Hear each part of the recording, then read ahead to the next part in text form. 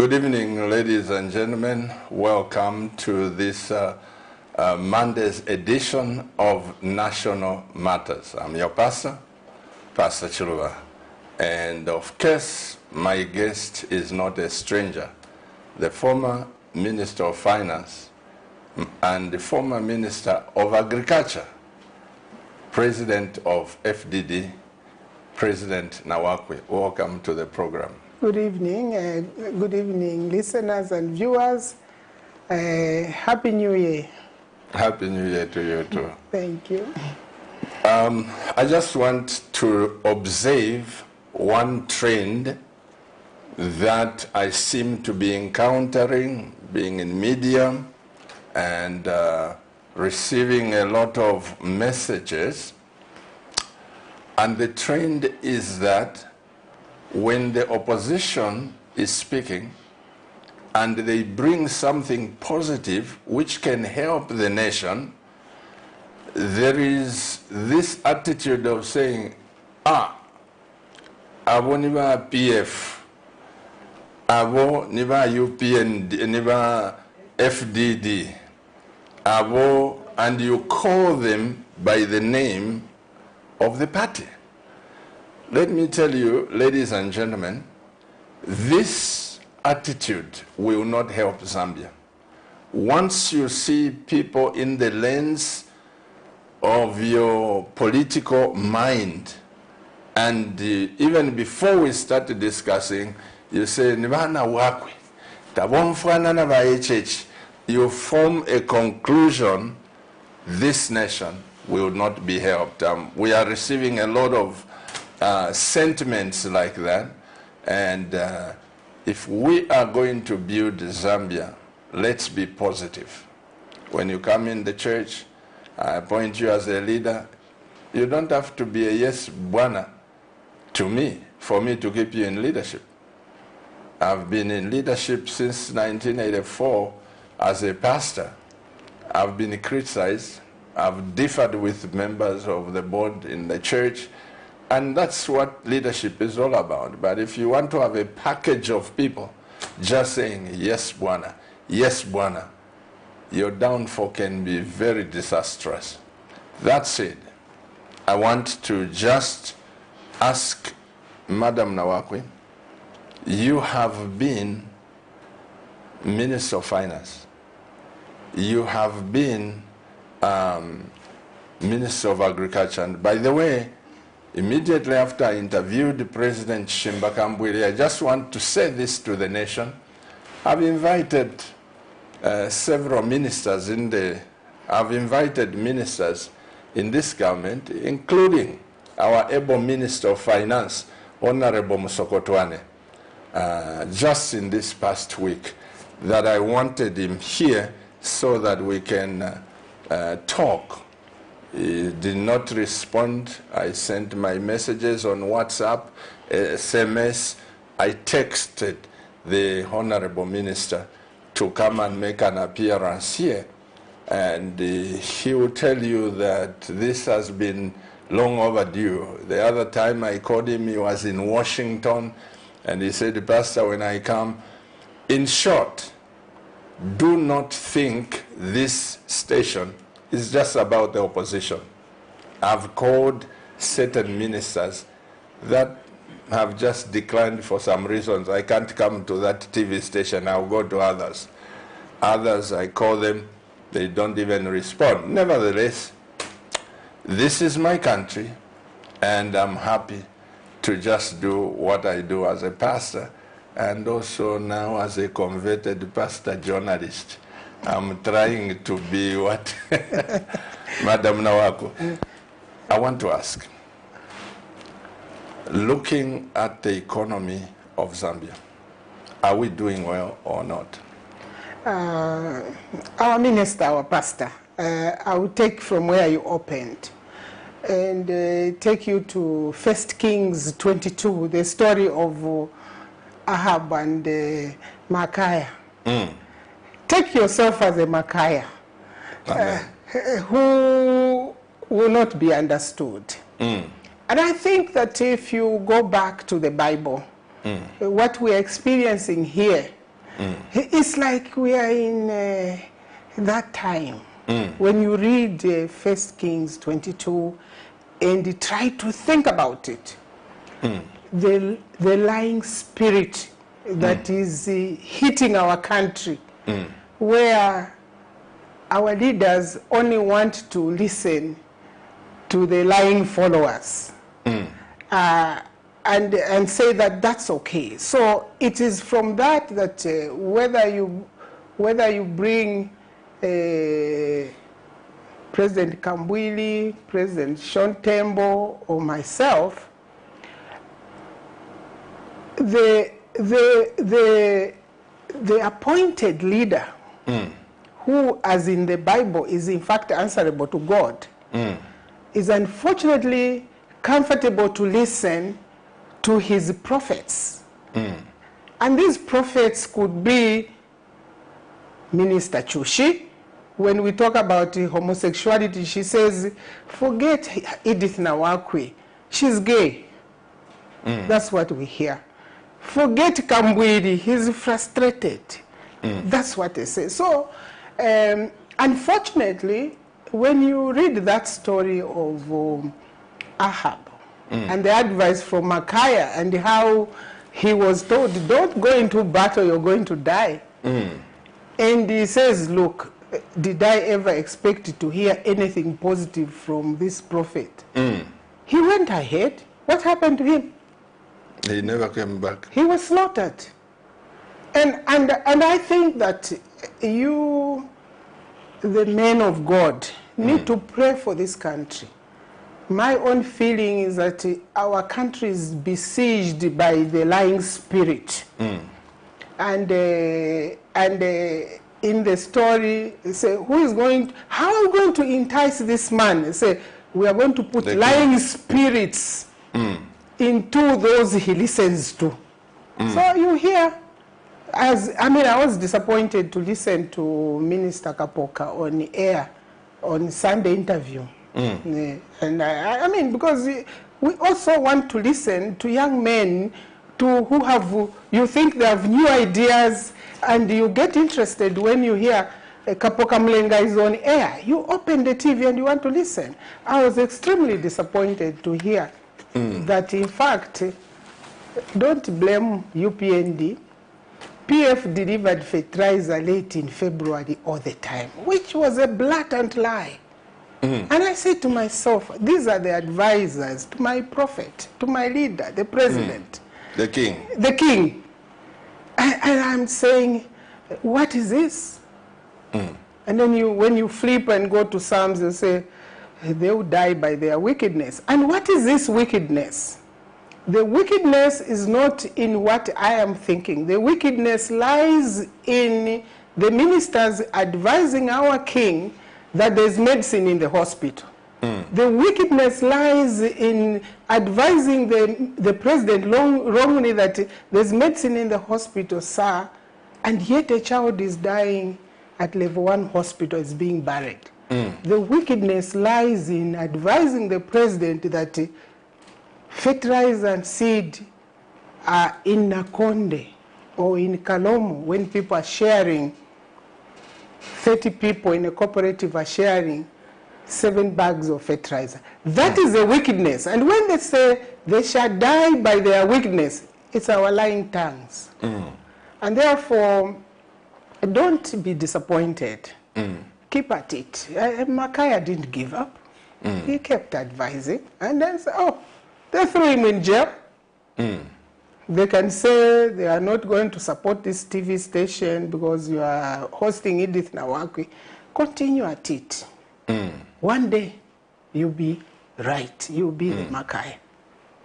You don't need 20 prophets. You need just one straightforward who listens to the Lord and says, this is God's country. And I think that our leaders in the church have a task to just interrogate what is this lying spirit that has come and besieged us politicians, so that we are now on this crusade where wrong is right.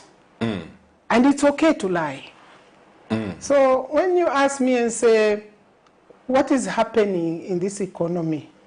First, I'm scared. I always knew that food is security. Anywhere else, whether I didn't come here to preach because you are here, but when they say gather your chariots, they say take your food. In fact, I wanted to ask, when did you start preaching? No, I don't preach. Instead of bringing you here, I want to open up the pulpit so that you are coming on so well. I think sometimes when you reflect and say, why are we going through these challenges? There is always a reason. I think when you get your leadership through the back door, through telling falsehoods and false promises, God has a way of revealing what you are saying. God has a way of revealing all of us. I can pretend I'm a good person, but there will be one day when I'll be revealed. So my worry right now is that our king has been told that fertilizer is being delivered. And unfortunately, the President of the Republic of Zambia is not the type of person who would go to a field to inspect whether people are planting. I used to see those days when President Chiluba, President Kaunda, President Rupia Banda, President Lungu, President Sata, this time they would have been interacting with small-scale farmers in the field. But for my president, he goes to look after his animals at a critical moment in our time. The fertilizer is a problem, the lights are a problem, the food is a problem. And they are saying, as the Minister Kapoka says, we have enough stocks in reserve at FRA, which is not true. Because last year, last year the season was opened to all and sundry. People are coming from as far as Mozambique, as far as Tanzania, to come and buy maize in the villages. So the crop is gone. What we are eating now is what FRA is releasing. There are going to be floods, there's hunger, and 2023, 2024, the harvest will be at its lowest. And therefore, when the minister says, no, we have enough reserves, it's the same thing like what has happened to the electricity sector. So overall, the performance of this economy is at its lowest. People, you can pick up the health sector, you can pick up the energy sector, the agricultural sector, the tourism, health, everything is like shut down. And what is the people's feelings? What are people feeling? You go on the street, there's depression. And that's what worries me. My major worry, and I want to emphasize this, is that there's going to be a critical shortage of food. You touch people's stomach, you touch the security of the republic. Any leader will tell you that never touch the security of the republic. And the security of the republic is not ammunition in the armory. It is food in the granary. That's the security of the republic.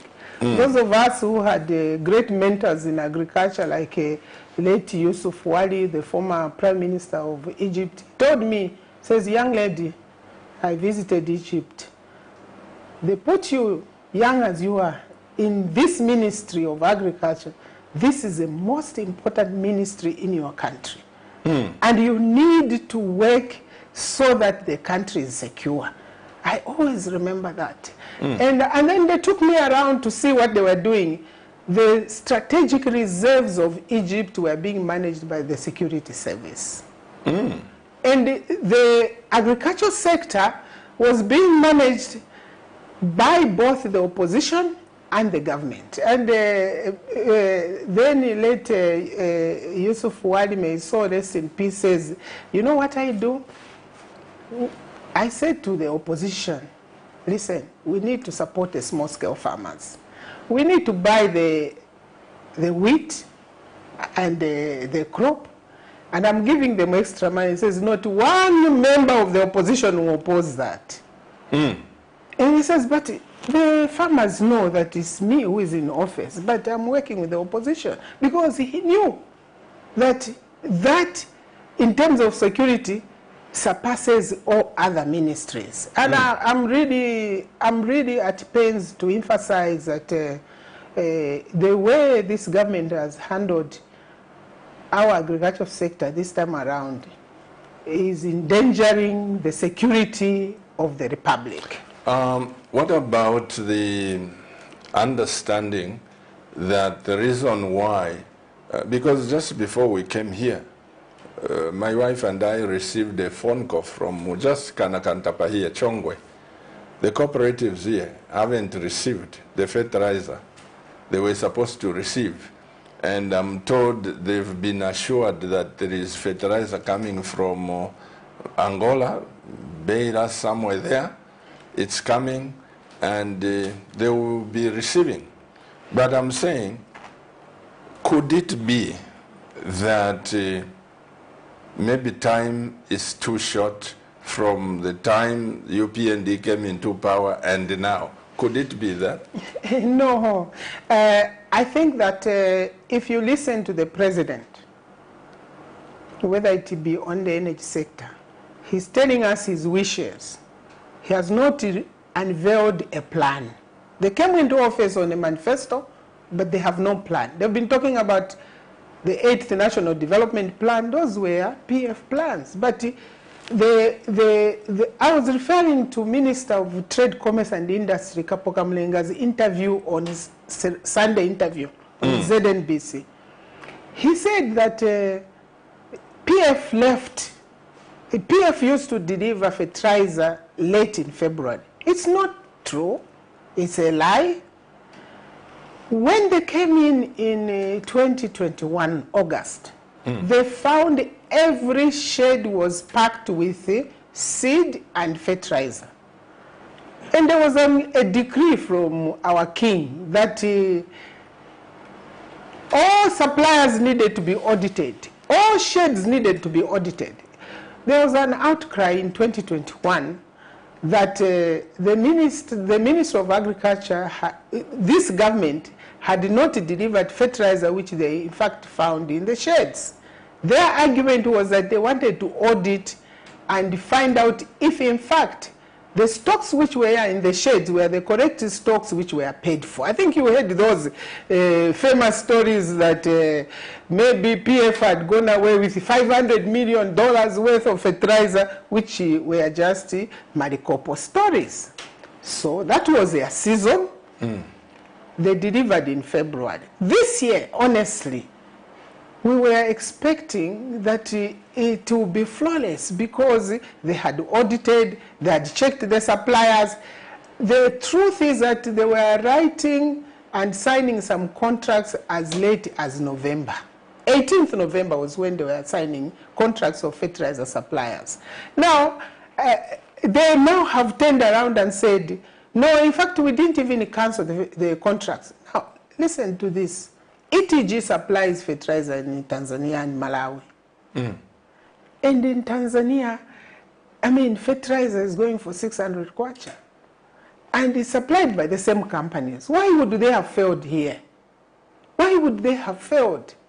It means that there's something wrong. It has nothing to do with the suppliers. Even in Tanzania, there's a war. We're in the same economic zone. Tanzania and Zambia. So why should Tanzania, every village has fertilizer? If you go to Tanzania, our lady president there, I wish we could send our ministers to just go and do some in-service training in Tanzania, because what she has done is unprecedented.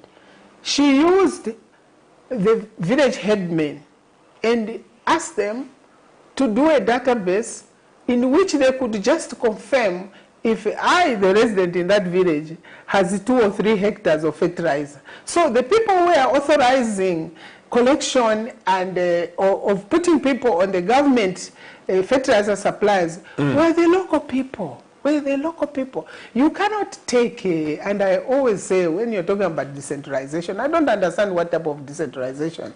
You cannot take a Minister of Agriculture and someone would tell you that there is no fertilizer in Ikling. The one who is saying there is no fertilizer at Kanakantapa, that is a recipient. That's a person who has children who they would have to look after. And then you hear ministers and the president says, everything is okay. We shall see them by their actions.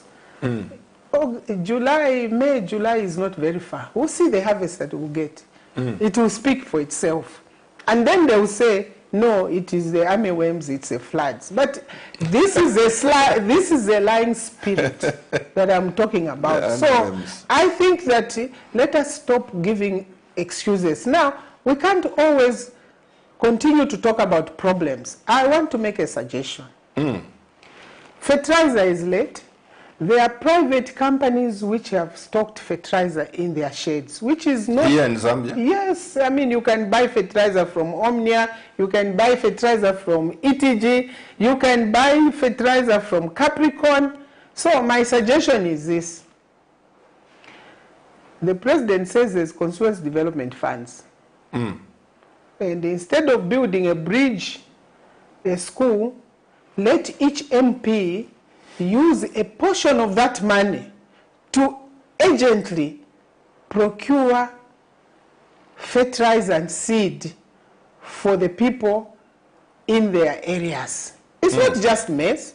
This is a perfect time for planting beans. Beans is being planted between now and March.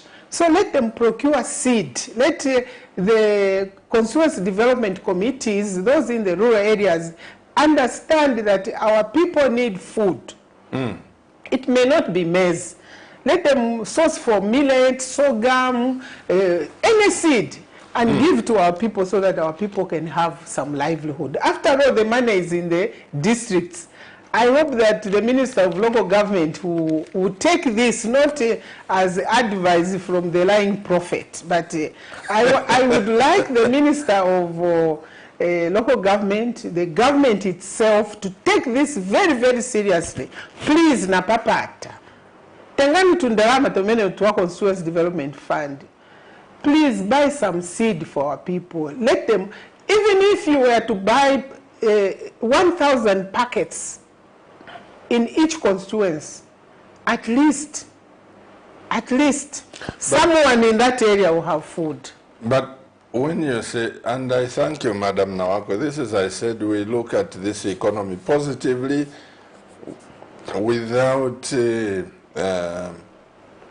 differing in views because you are in the opposition. This is our nation, and there you are appealing to the president to use the constituency fund and buy fertilizer. I wanted to ask, since there is fertilizer coming from Bera, I'm told, and since there is fertilizer which has been distributed,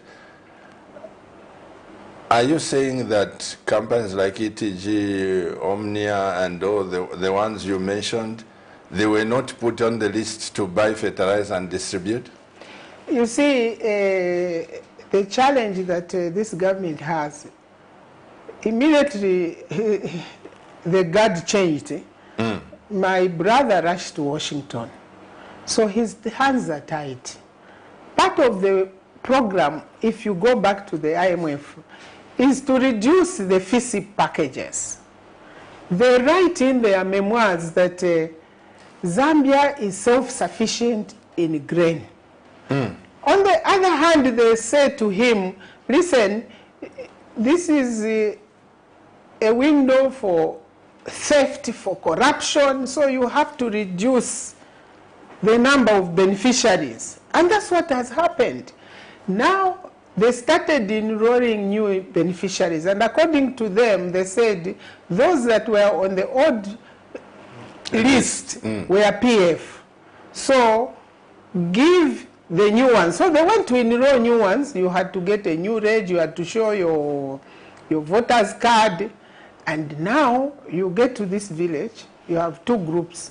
the new ones and the old ones. And I want to tell you something, that in fact, in places like Namwala, the fertilizer went to the old groups. The new ones are as orphaned as I am. And how many bags? I have a video clip where people in Southern Province out, they are saying, tuli bantu 30 mu cooperative ino. Bagaleta masaga ya fertilizer yali 7. You know, in buckets there, and the president is there. Honestly, there are provinces which feed this country. Southern Province is one of them. It's a travesty of justice for this government to put the people who were self-sufficient, like my relatives in Southern Province, into the beggar's basket. There are people in Eastern Province, they don't beg. There are provinces where people work hard, and when it rains, when they get the inputs, we say Zambia will be fed. It's the Southern Province, Central, Mukushi, Eastern Province, and now that the rain pattern has shifted to Muchinga, Northern, and Northwestern, we expected a government to put more attention there. But as I'm talking here, in the villages that I know, it's either 4 bags, 5 bags, a group of 50 people. And I started by saying that our king, our president, please get away from these lying prophets around you. Listen to the people on the street. When I'm saying that people are sharing in the villages, it's not to slight him. It's that feeling which I know as former minister, that a Zambian hungry does have alternatives. And I want to draw the president to the 1987 riots. They were food riots. That's what scares me. I don't want to wake up in a peaceful Zambia. We can talk against each other, we can shout at each other, but there's one thing that binds us together, the peace that God gives us. For all these years, we are almost going to 6 decades. You can have snippets of here and there, but the core bond that we have is that we can sit and talk about our country. Somebody, Honorable, I'm going to ask my director to put this clip, whether, look at that. That's in Kitwe. If you see the bag of mealie meal on top, this is in Kitwe where breakfast mealie meal is going for 210. And thank you, Mr. Director. And he just said, this is how we are buying mealie meal. And some of them are security guards. I'm not looking down on security guards. Others are mothers and fathers who just clean yards, servants, so to say. And they've got 5 children, 6 children. And the bag of mealie meal is going for 210. In January. In January. So I am saying to myself, I'm embarrassed to say that I don't know the price of mealie meal here in Lusaka because my wife takes care of me. I am her dependent. So when she shops and does the work, I don't ask her how much was this. Now, what is going on? You see, I think 3 weeks ago or 4 weeks ago, we saw trucks of maize being loaded from Chisamba. This is the contradiction that we are faced with. I think, Pastor Chirua, you can see today, I'm failing to express myself because it's shattering. I don't know how a cadre of leaders can be so insensitive to what is happening on the ground. We saw trucks of maize being loaded in Chisamba, destined for Tanzania. And Minister Chushika Sanda was there and saying, no, this is maize which we wanted to offload. There are some millers who have been allocated maize, and in fact, there isn't enough stocks in the sheds, because in the past when we had a shortage like this, we would, as livestock farmers, would go to FRA and get an allocation. This year, they are saying they are only allocating to millers. So if you keep chickens, if you keep pigs, God forbid, you are on your own. And yet, the president and his ministers are saying there's enough food. So maybe they should give us the food. Maybe they should tell us where to find the food. Some of us, we like to grind our own maize. So I want to go to FRA and buy a bag. Like the people in Chisamba were saying, the people in Chisamba actually stood up and said, why are you loading this maize? When we are in a shortage, we come to the sheds and buy straight from FRA. One family gets 2 bags, 3 bags. That's how they survive. But at 200 kwacha today in Kitwe, can you think of what the price is in Kipushi or on the Angolan border or in Mugubudu? Can you imagine what the price is? It's already 350 kwacha. And there are floods that are coming. Unfortunately, everything looks like they didn't plan, this government. They just walked in. They probably were not expecting to be in government. And God bequeathed them the honor to be our leaders. Normally, you do an assessment of vulnerability by August. The report is out because the Department of Disaster Management under the Vice President's office must for sure be able to say that in this district, people are vulnerable. They released the report in November this year. And that report shows that 50 districts in this country are vulnerable. With very, very little stocks, we are actually destined for famine. We may have the rains, but it's only a naive leader who doesn't adopt the Joseph philosophy that when you have plenty, you store. And when you are in lean years, you fall back on your stocks.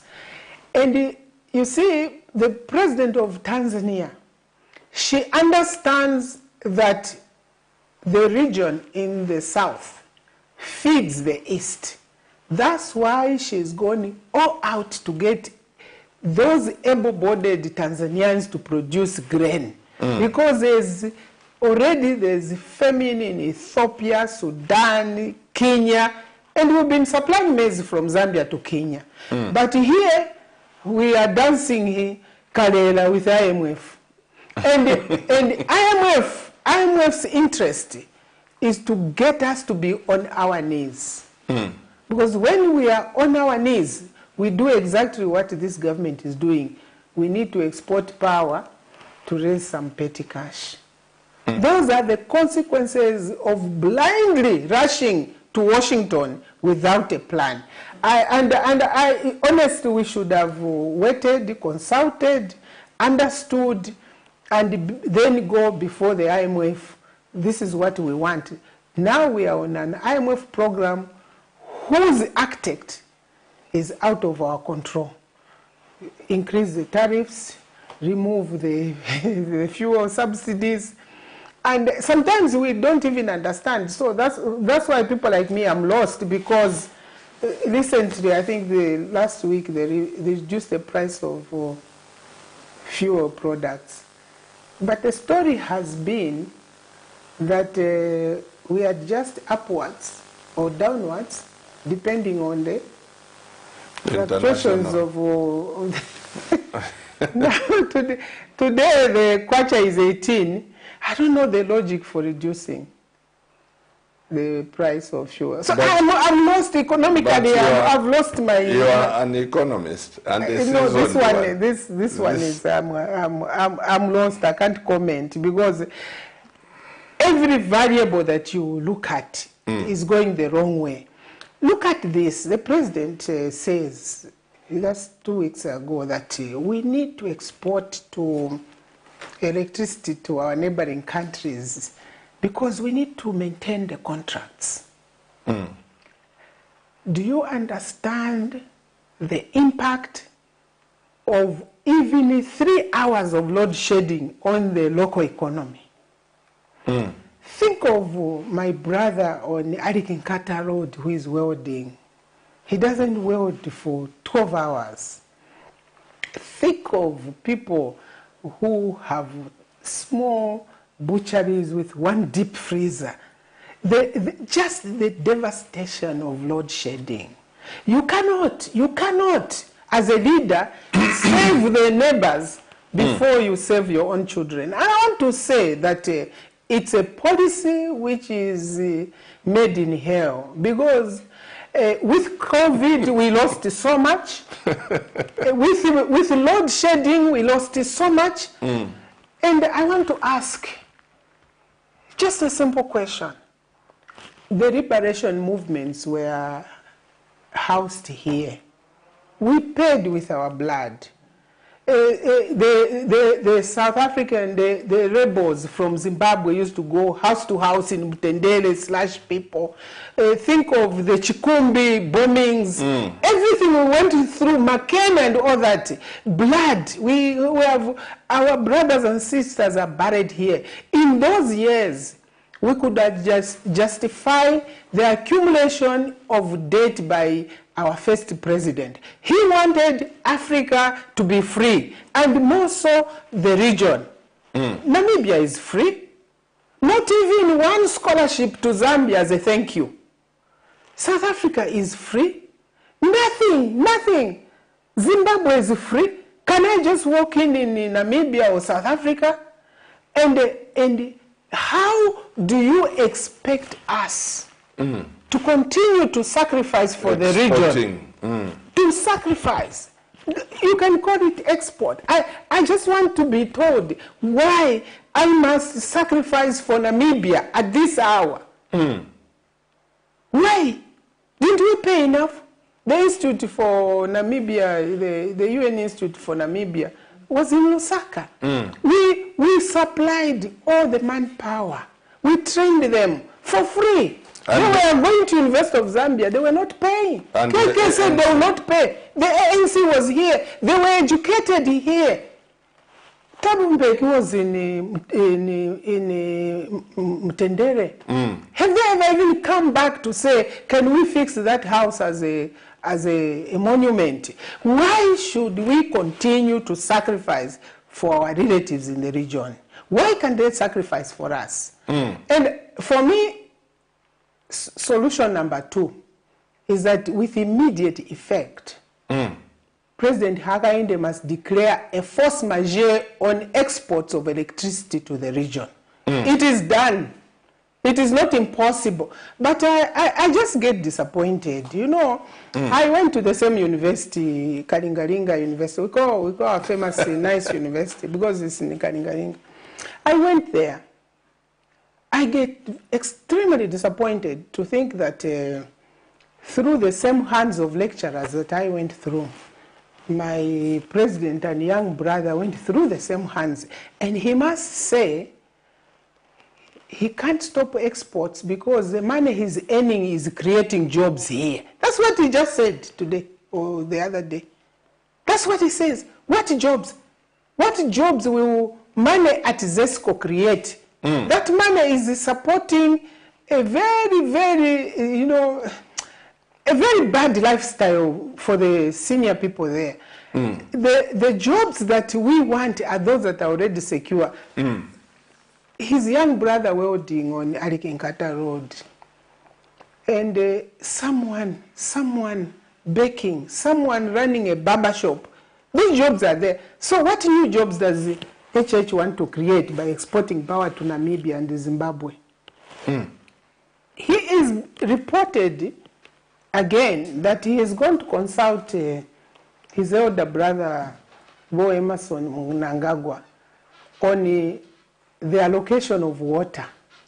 And according to him, this has been a problem for the last 40 years. 30 years. 40, 50 years, this should have been solved them. You see, he's presenting himself as a messiah for Zambia. He doesn't want to walk in the steps that others have walked and say, where was the issue? How can we improve on it? Zambezi River Authority was created for the Lapirian states. And their contracts and their memorandums. I remember as Minister of Energy that we had to deal with the ministers in Zimbabwe on sharing of the assets of the Kariba North Bank. And it was called CAPCO, the Central African Power Company. We shared the assets. So in the place of the Rhodesians running the power company, in its place, there is Zambezi River Authority. And what happens is that there's a forecast of how much water is going to be in the river, in the lake. And it's shared equally for North Bank and South Bank to generate power for the respective states. And if one state is short, then you don't get water. But unfortunately, President Hakainde Hichilema, when Zimbabwe ran down their water, he gave them, sometime last year, he gave them 300 megawatts equivalent of water. You never do that. You never give water, because that's the energy. When President Lungu left, and they said that there was 1,000 megawatts excess. Unfortunately, my friends from UPND thought that that excess is like it's in the bulb. No, it is in the water. It is not in the turbine, it's in the water. In fact, it's themselves, UPND, who have run down the dam. But you hear these fake prophets and lying that is Edgar Chagwalungu who ran down the water, but he left us with excess power. We had no power cuts by the time he left. And when we had power cuts in PF, President Edgar Lungu was brave enough to go on TV and say, I'm sorry, there is a power cut, there's load shedding, but this is what I'm doing. He elaborated a program on a Kafua Gorge. We are doing ABCs. Now, President Hakainde walked in, rushed to Washington. They agreed that most of the projects that were in the process, in progress, must be cut. One of the projects which has been impacted is Kafua Gorge Lower. And we're supposed to get 700 megawatts from there. He's talking about, no, we get power from the northern sector. It takes not less than 5 years to put a power station in place. And I can say there's Chishimba Force. They've expanded the Chishimba Force. By the time that President Lungu was leaving, they had expanded the Sonda Force. The northern sector was being weaned from the main grid. So you could actually export power from north into the main grid. So unfortunately, our friends, what they did, which is a political tragedy of our country, when you come into office, fire everybody. Mundende gone. All the second tier of leaders gone. Everybody gone. So when they hear 1,000 megawatts, they rushed to export. And you see, President Emerson Mnangagwa was a minister there. Maybe he was just tempting him, asking him for water. He probably didn't even expect a yes. But my brother wants to be seen as the best president in Africa. He gave out water. Today we are being told, no, his predecessor ran out down the dam. No, it's not possible.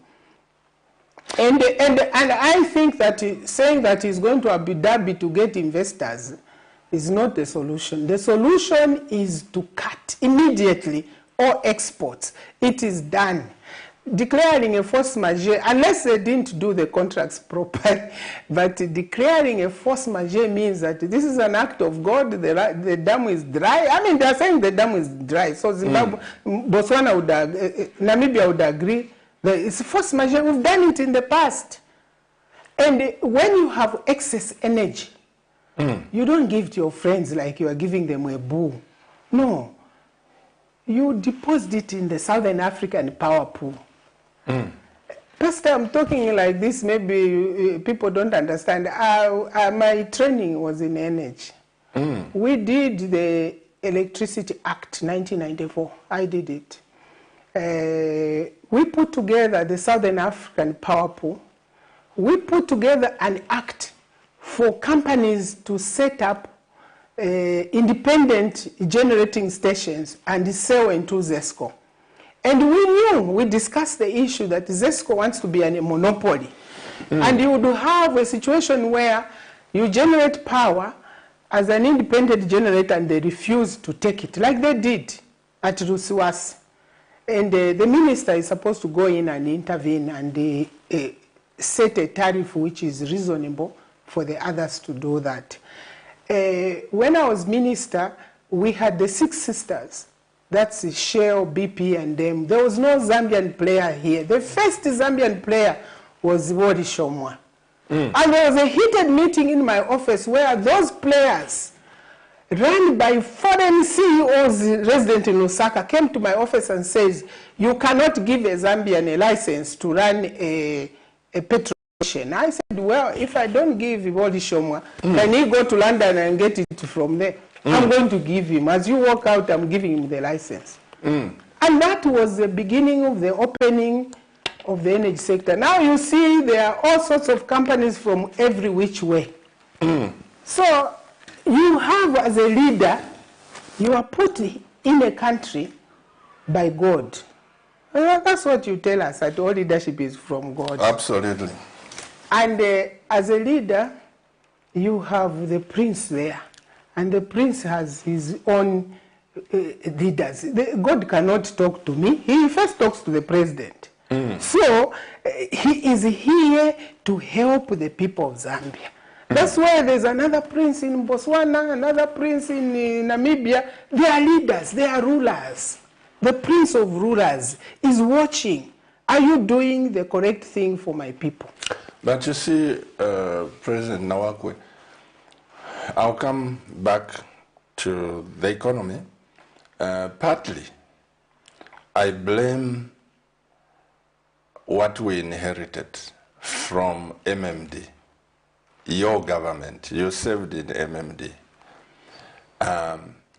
The way Dr. Kaunda was hounded out of office without handing over, and we started calling him names, that was a seed which later on MMD had to harvest, because the Bible in Galatians says, do not be deceived. Whatsoever you sow, you will reap. We didn't give that man, may his soul rest in peace, the respect due to him as a father. And we didn't go back to him to apologize for what we had done to him. I say this because I have followed President NAWAKWI, these politics, so closely. And when people hear me preach on politics, they will just say he's a politician. They have no idea. They have no idea where God has taken me. And when President Chiluba was being shown in State House, this, I was with Dr. Kaunda there. I remained in the room.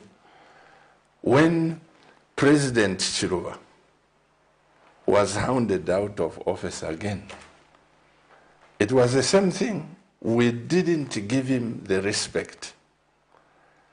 If you check the trends, President Arabi, President Edgar, there he was at, swearing in ceremony at Independence Stadium. They booed the man. And after the president had left with his entourage and everyone, the man remained like a cadre, and yet he was a president. And everyone was happy that power has shifted.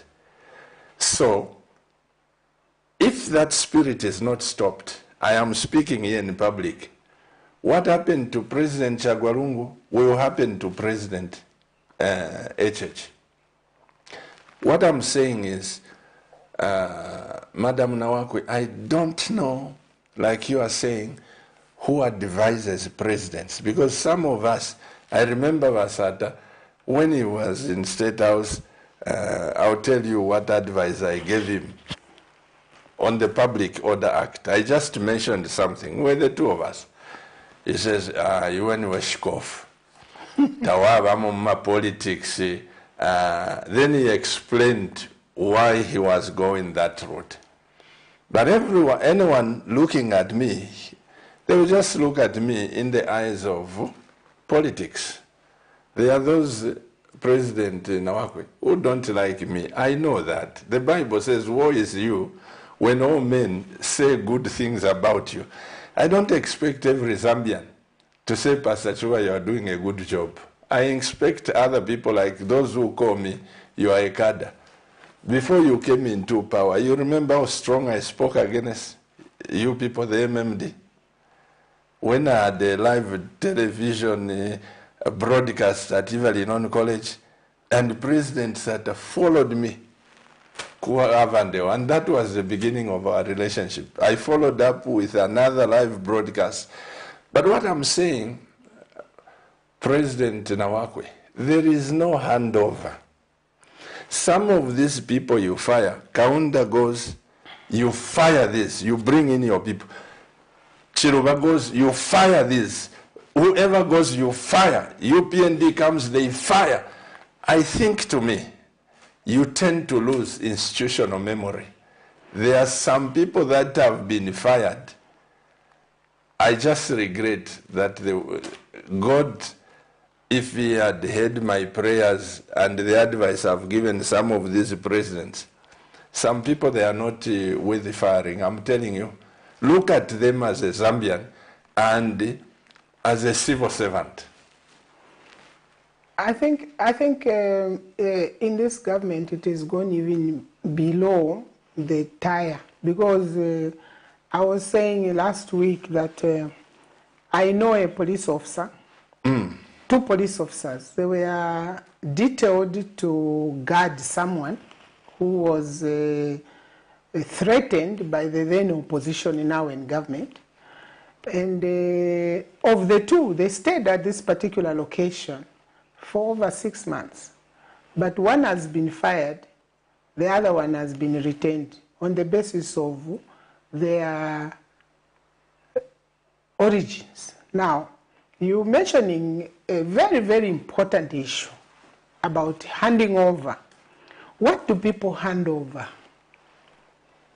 They hand over the instruments of power. And if you watch those who anoint leaders, it's a symbolic, spiritual matter to hand over, because leadership is from God. So you are handing over to the next chosen person. A baton. Yes. But there's never handover. You watched the inauguration of President Ruto and President Uhuru when he was handing over. President Uhuru was given the order of a departing president, the one who is leaving office. I watched the inauguration of President Againde, that even opposition leaders from the region were given higher status to President Edgar Lungu. They were called, and the president just remained there. And I don't know if it was to say, hey, look, now I'm the president. But that's the case which has to be broken. And this case starts from independence. That's my own analysis, that at independence, leaders sat together and say, who amongst us can evict the colonialists? And they said, KK can do that. There was no deliberate effort to groom a successor in UNIP.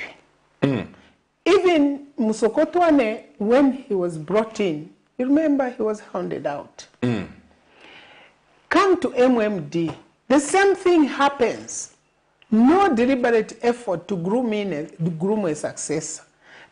All of us, all the 50 years of our life, is accidental leadership. and for me, that's the case that we have to break. I was saying that, you see, when President Chiluba took over, you say you were with him. I'm sure the old man showed him, these are tunnels, you can run here when you are challenged. And you know what he did the very next moment? He said those were torture chambers.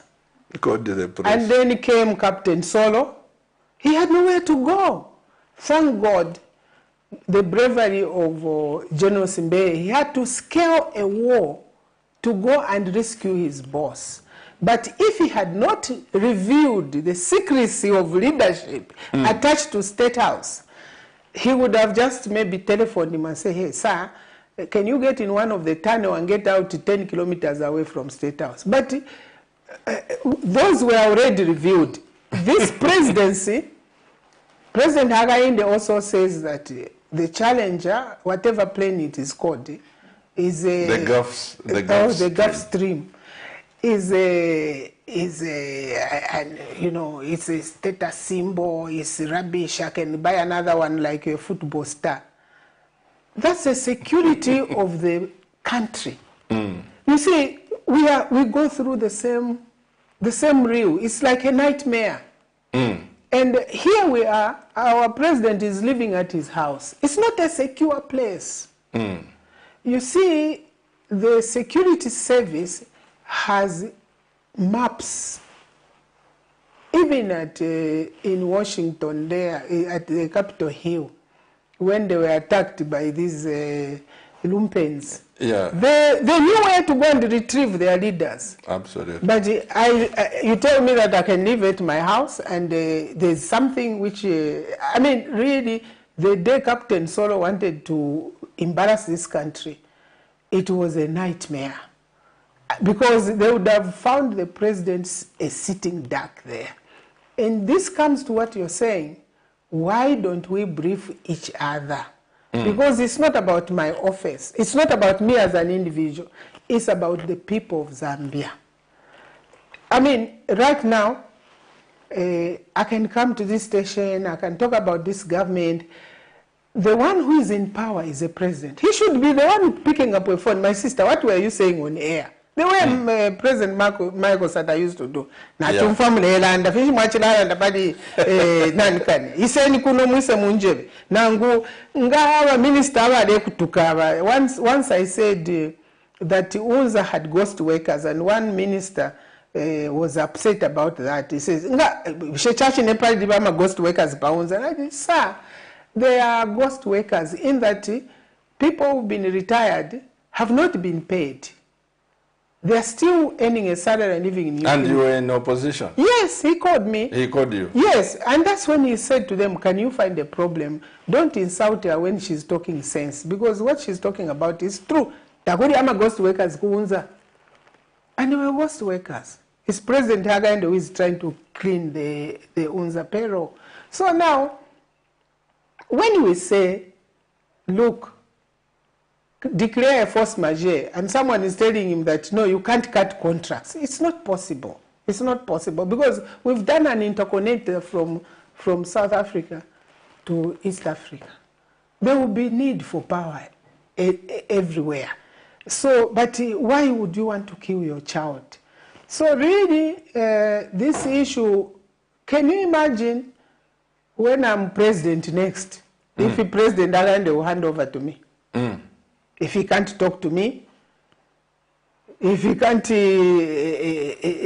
think that the opposition is part of his leadership, because government is parliament, the judiciary, and the executive.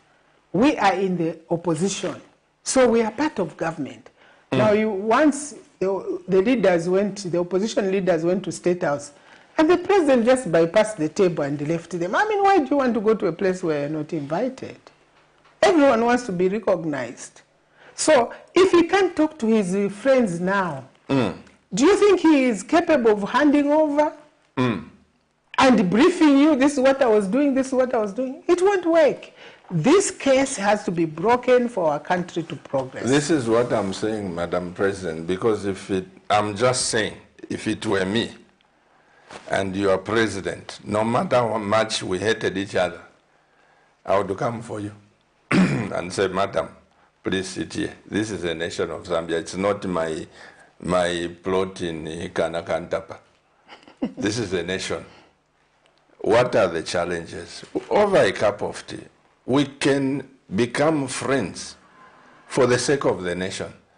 But each one of them, no one has the courage. I watch these things from the terraces, and I'm watching the political game being played by you people. The politics in Zambia, they are too primitive. Sorry to say that. I have a video of the politicians in Kenya when Jomo Kenyatta, what's his name, Kenyatta, Ruto, all these were having a cup of tea, chatting, and they went to another room. And you look at Zambia and you say, what has happened to this nation earth? I have no idea, I'm telling you. But that said, Madam, I like your positive thinking.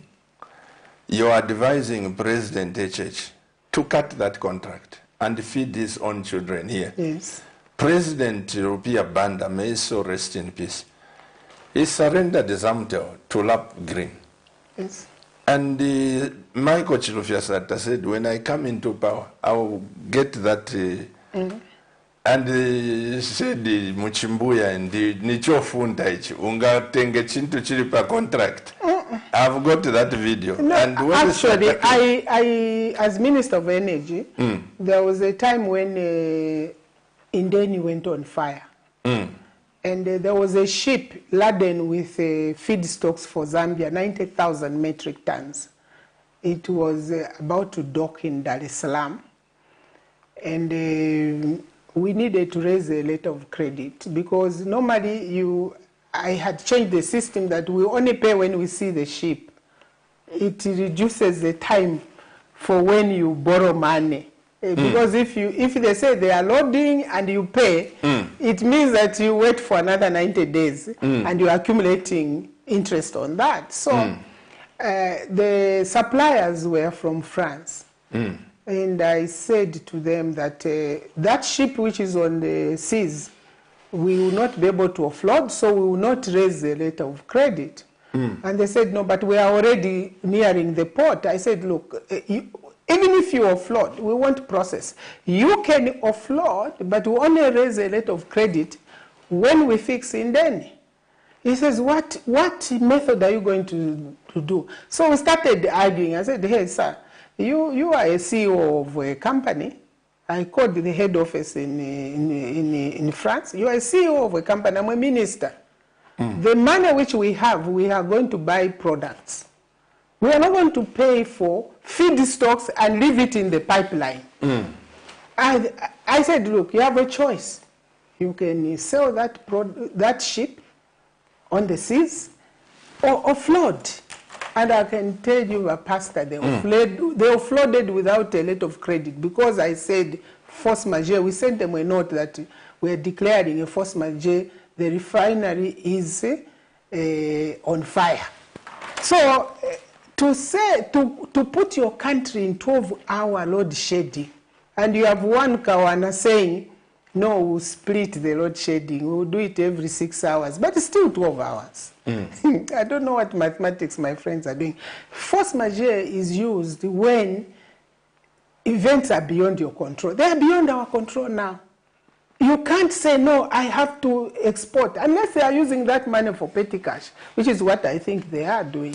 But the whole thing, Honorable, I'm just saying, like you are saying, it's a very good suggestion to our president, because this is about positive, a look at this economy from a positive point of view, which you are doing.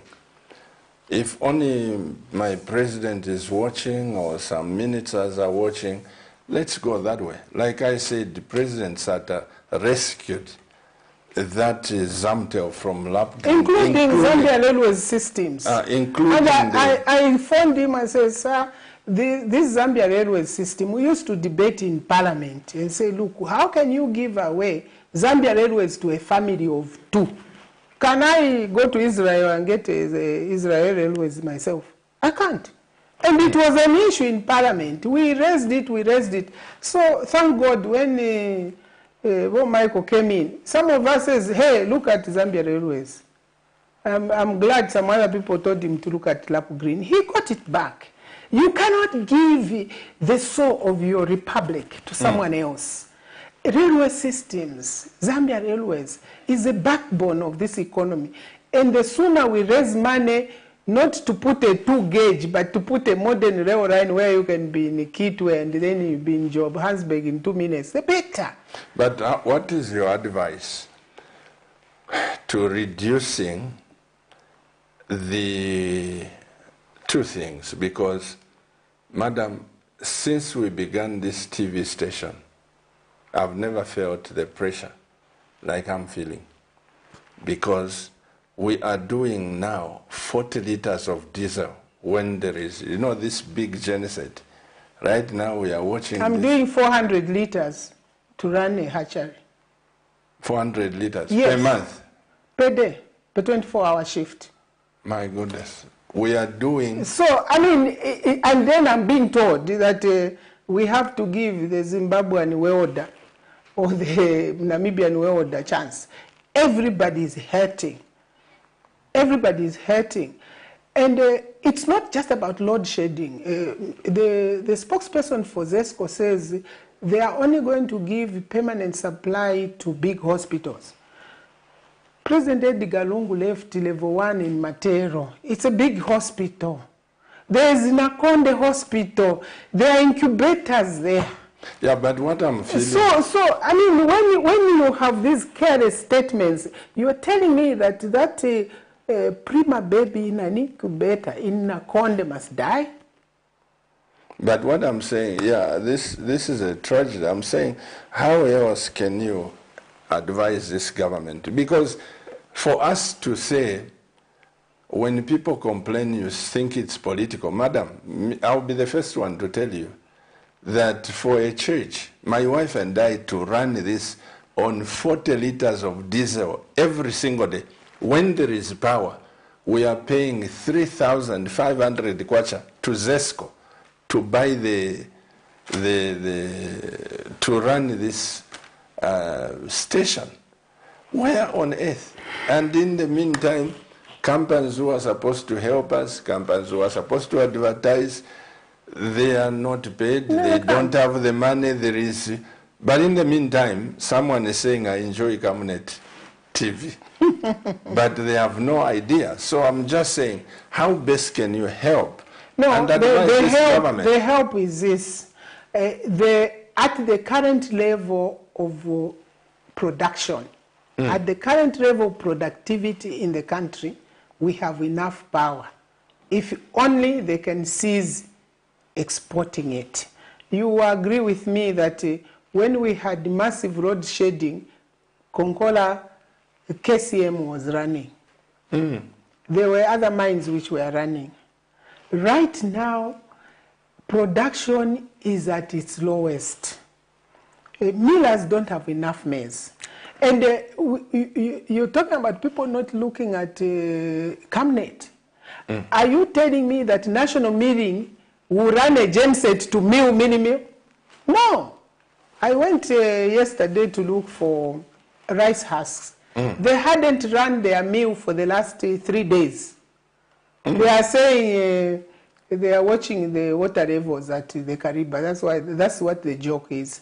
Now, it doesn't matter what Kawan and the president and the minister of energy say. The impact, the negative impact on our economy is something we cannot recover. I mean, soon there will be mini-mill shortages. Are we going to go to Katima Mulilo and get mini-mill? Because I don't see Kembe running a genset to produce maize. I mean, if I'm just running a small incubator and I'm using 2 drums, how many drums does Africa Milling need to run their huge mill? It's a lot. But the mines use more power than 50 hatcheries put together. Yes. You know, to run that. Yes. And just winning off, you know, there are mines in the Copper Belt where you have to pump water continuously, such as Mufrila. You have to continue pumping water out. If they are not working, that power is saved. So, what happened here? Where do they take the water? Just throw it, because you know we have wet mines. We have wet mines. They can't find a canal to take that water in Kafue River, please, and connect it. That's the solution I'm offering. No, I think that on a very serious note, there are some. They came into office without a policy program, and sometimes we don't even want to comment, because I've heard stories like they are going to clean Tazama. Please open the lines. They want as we chat, open the lines and yeah. They want to clean Tazama pipeline and put products. I'm an economist. I went to school to study economics. I am one of the rare ministers who has walked that pipeline from where it starts to the buoy on the sea in Dar es Salaam. I went on the buoy, and the seas are very hostile, because the buoy where we offload was put up in 1970 Chakuti. And I was told that there is a lot of leakage. So I went on a trip from Lusaka to Dar es Salaam. I climbed those tanks at Ndola, because the officials will tell you there is no fuel. I wanted to check, and I started on my trip. The problem that is there on this pipeline is that it was meant to pump products, crude, and it doesn't use diesel to pump. It sucks the same products to pump. So the pumps were designed such that they do on pumping using the pipeline. And at each point in time, there are more than 2 shipments in the line. So you would have to clean out that 2 shipments, process it, and then start to change the pumping stations. So when people come into office and say, you know, we're going to be importing products through Tazama, you say, oh my God, we've been there. I wanted to do that. I can tell you, I went to cabinet and said, let's do this. And then the technicians, the officials, they tell you, this is possible, this is not possible. The challenge that this government is having, they've forgotten about the advice from the officials. They fired most of the technical officials. And in a situation like this, the office of the president, the OP, their job is not just to snoop. Their job is to advise on the economic alternatives. But you can only get that advice from OP if you ask them. You know them. They don't volunteer. So part of their job is to tell you, Mr. President, I want to kuli ubunga ni 15 kwacha. Arabuli 120. But when you are, Madam, I know it all, they care. They won't tell you. I can assure you, we have professional men and women in the service who are supposed to tell the president that Wunga hukitwe ni 210. That in fact, Mulela, that there's fertilizer in Namshakende, it's not there. But why aren't they advising him? He should ask Mr. Nyamba and take him to task. Why are things happening in Kandapa and I don't know? But look, these are people who advise you when you ask. If you want to listen to yourself, you get yourself opinion. And I think that that's the challenge that I have here. The ministers think they know it all, and the professionals are useless. So that's why Even when the vice president goes visiting and says, no, there's medicine, I say, oh. If you want to know whether there's medicine or no medicine, do an impromptu arrival. Don't say I'm arriving in Chinsadi to inspect the hospital. You find medicine. Maybe in the boxes there's nothing. But the truth is, when you say that as president that you are going to import medicine in the first quarter of 2023, what are you saying to that mother who has just buried her child in Ngwerere? Because there's no medicine at level 1. What are you saying to her? She can wait, it's okay. And then you go around to prove to the people who have no medicine that there's medicine. There's no medicine in this country. And you will hear tomorrow, they'll say NAWAKWI, they'll even give me a name. But look, I love my country. Absolutely. We all want peace, security. And that security, it's up to us to create it. Before we take up the phone calls, President NAWAKWI, what is your advice to the suffering man and woman who is affected? Because I would be a deceiver if I sit here for fear that some policeman may hear that Pastor Chua say, there is hunger. I'm a pastor. Even here in this church, I can tell you what we are witnessing. Abakuchipata nanguba fulunga na bali kwa tenso sero imobalanda sivintu. You know, there are people here. Abakweva tibale ibombera Madam President. They were not beggars, but they've started begging. And this is not a political issue. It should not be taken politically, because hunger knows no color of your political regalia. Sickness and all this. Just like I was preaching yesterday, I admonished the government, I admonished you politicians, that no matter which school you can go to, and you can't twist him. If the government doesn't seek the face of God, you don't call like the President Kaunda. I remember when there was one time a drought. He called us to Aleku Cathedral. We prayed for the rain. And the president was in front to say, pray for us. So if you think because you people are economists, mwalichinjana constitution at grade 70, degrees, this is where we are even forgetting that there is a God above. You don't recognize him, he will keep his commodity, which is the rain, and you can't manufacture it. But how can you advise a suffering man and a woman? What are some of the things you can say for us to survive? It's very difficult to console a broken spirit. It's extremely difficult. The comfort that a broken spirit, a broken Zambian can draw from is the assurance from the president to say, this is what we are going to do, this is what I'm doing.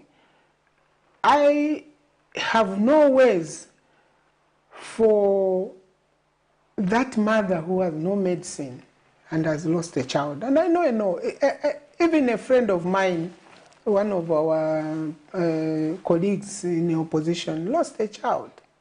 Goes to Chilenje clinic, there's no medicine. They rush the child to UTH, arrive, the child has died. So when the president and the others are saying there's medicine, and the close relatives are being lost, there are no ways to console them. But the word of consolation is this, that nothing happens without a reason. My own thinking about it is that we need to go through this with grace, knowing that God has not abandoned us.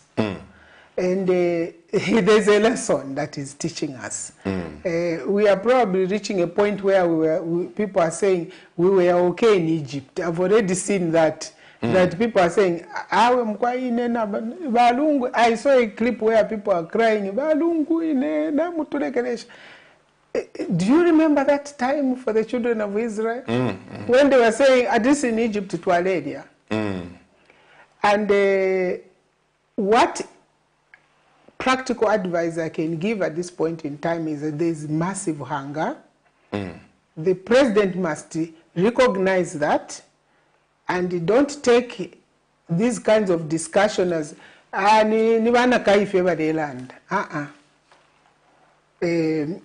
you could actually be listening to Makaya's voice and take it seriously.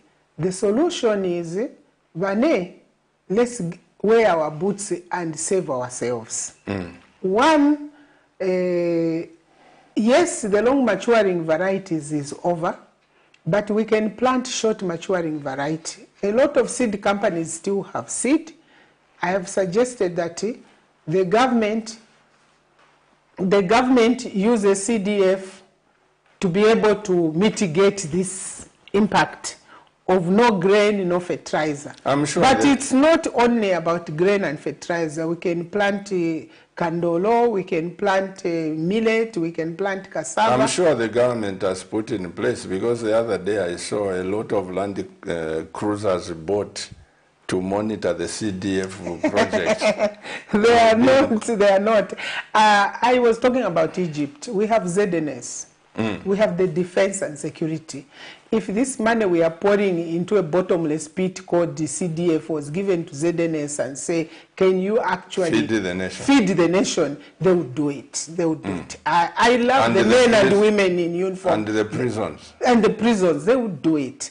And that's what happens in other countries like Egypt. I mean, I was saying that strategic reserves are managed by their service. So to advise is that, look, don't feel dejected. God has not forgotten you. If there's one country God loves on earth, it's Zambia. Absolutely. Because this is the place where we said this is a Christian nation. But our leaders need to take that cue. You can't leave people having a day of national prayer and go to a traditional ceremony. It means that you are not uniting the people. You may not believe in what is going, but look, a people follow a leader. A leader is a vision carrier. But the Ministry of Religious Affairs was abolished. And that's why we have the Transbantu. And Transbantu is an organization of the gay movement in Zambia.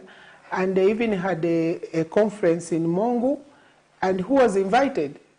The Department of Religious Affairs, the Department of Chiefs, the police, the NPA, they were there. And you see, when these things are happening, people think that there's an enabling from government. When I talked, you remember my young lady, the Minister of spokesperson, says EDITH now talks about gayism because she's gay. Now, this is a Christian nation. This is a country where we have values. Even in America, not all Americans are agreed on this issue. I think the Republicans detest the police. Of course. They detest it. So if I would like to say, as a Zambian, let the Americans, all of them agree before they come to Zambia. Because what we do here... No, they will never agree. Because the Republicans and Democrats, they have two sets of values. And they are like East and West. So the challenge also which has befallen our country is that everyone with money is a criminal. And those with money, either have tucked it away or it has been confiscated. I know people whose accounts have been frozen for 2 years. And they've laid off people. So this government is creating more and more unemployment in the name of fighting corruption. And then you say you want to export power to create jobs. When the few jobs that someone has, you are closing them. So there is no clear-cut policy where you can pick the government and say, on this policy, if it's agriculture, this is what they want to do. In energy, this is what they want to do. Because even in energy, I'm confused. The president says no, he's going to talk to, he went to America, you see how much investment will come. Then he's talking to Zimbabwe to discuss how Kariba can be properly managed. He has set up a task force where he has not put Zambezi River Authority, but he has put WAMA. WAMA is for boreholes. So, so I get confused. I just watch and say, what's going on? But the latest statement is that, no, I'm going to Abu Dhabi to get private investors for this load shedding. No, we need to look at what do we have in the short term and where can we be in the long term. And I think that an additional 1,000 megawatts was a lot of power. And it's not all of it which comes out of Kariba. Some is from Itezi, some is from Sonda Falls, some is from Lusiwasi, some is from just here at the where the Lunsemfwa. No, there is a President Edgar Lungu left almost 300 megawatts of solar powers panels right here near Lusaka here. So when you are being told about Kariba, it's just Shingabata. Yes. The issue here is not about Kariba. The issue is that they've exported the power. And, you know, if people are honest, then we can forgive them. But let them not take us for granted that we don't understand what we know. Do you have a number for President HH? I don't think that he would even take my call. No. The president... He is the boss. I am a citizen. The president gets who he wants to see. The king. You don't go to King Charles and say, I want to see you. No. What I'm saying, President NAWAKWI, is this. We forget about this. The president is an elder in the church. Besides him being a president, is an elder in the church. On that premise, as a Christian, I'm saying, do you have the number for the president? For the elder? Yes. But Pastor, of the set, I will tell you that there was a time when I went to some church leaders to be able to talk to him about a very, very important issue on a private citizen, which I thought he, as president, could intervene to stop what was happening to that person. I was called names by these people that I went to see, and they are church leaders in his church. Very unfortunate. So, when President Lungu wants to see someone, you can't know, can't say. They'll say, Pastor, can I come? If I say something on the air like I'm saying, I'm sure the OP, the ministers are listening, they can drop him a note. NAWAKWI said so and so. Can you talk to her? You cannot, as a citizen, refuse to take a call from the president. But the president always says, that woman, me, I'm that woman. So this is why I'm saying. So the issue is, will he hand over to me when I'm the next one in the line? Or will he just not? But the point is, this country needs the caring hands of a mother to break the case. Because this country needs to be mothered so that we have peace. This corrosive behavior among us politicians is affecting. It must be also, not every mother is a good mother. Some mothers are bought. Some mothers are bought. When I say the country needs the caring hands of a mother, you can have a gender masculine leader who has a mother's heart. I hear you. Let's take up the cause. Dear Camnet TV viewers, I have President EDITH NAWAKWI here. Help us. How can we help the president and this government? Don't look at yourself as an opposition, as what. Please forget about those things. For once, let's come together. I'm getting affected. You are getting affected. 40 liters of diesel for a small institution like Camnet per day. It's not an easy thing. 3,500 kwacha of fuel just to run the genset, minus the vehicles for the journalists. It's not a small issue. How can we help ourselves? Hello, good evening. Hello? Hello? Your name is?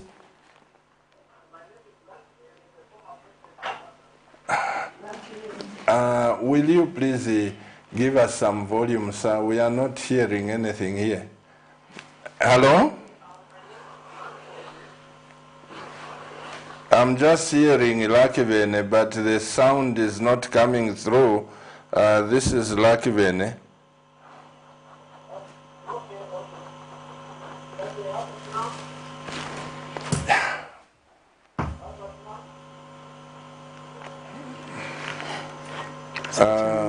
I don't know whether it's our technical fault or not. Please drop that line and can I get the sound? The sound? Mr. Director upstairs, we want to hear the sound there. In the meantime, give us some text messages. That was Lakibene. Mdala, I pray that you call again because this is very important.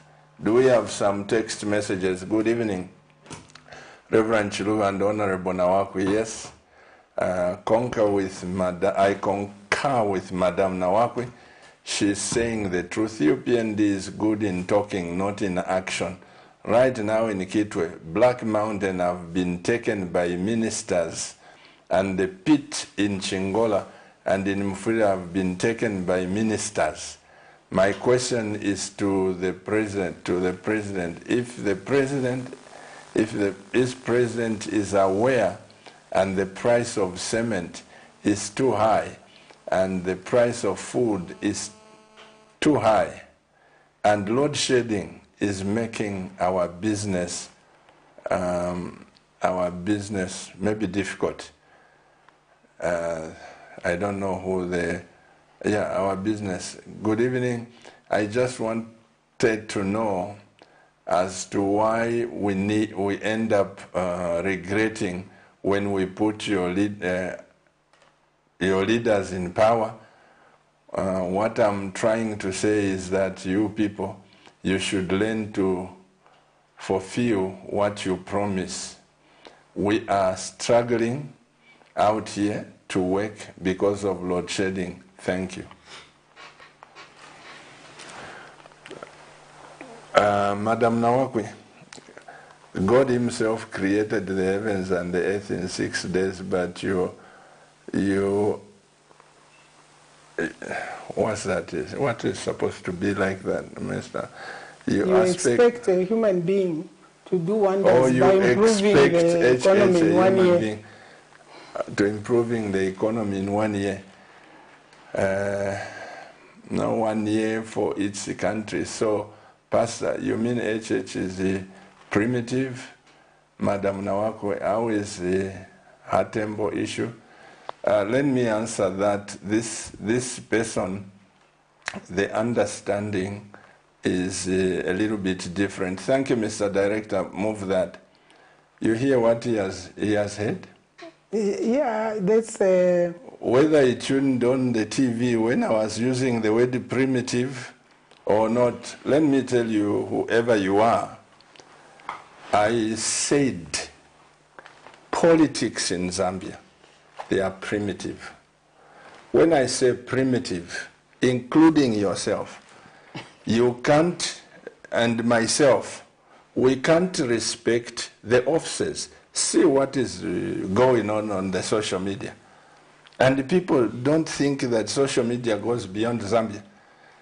Demeaning the president, saying what they want to say, and every president who comes in, they have no respect for the predecessor.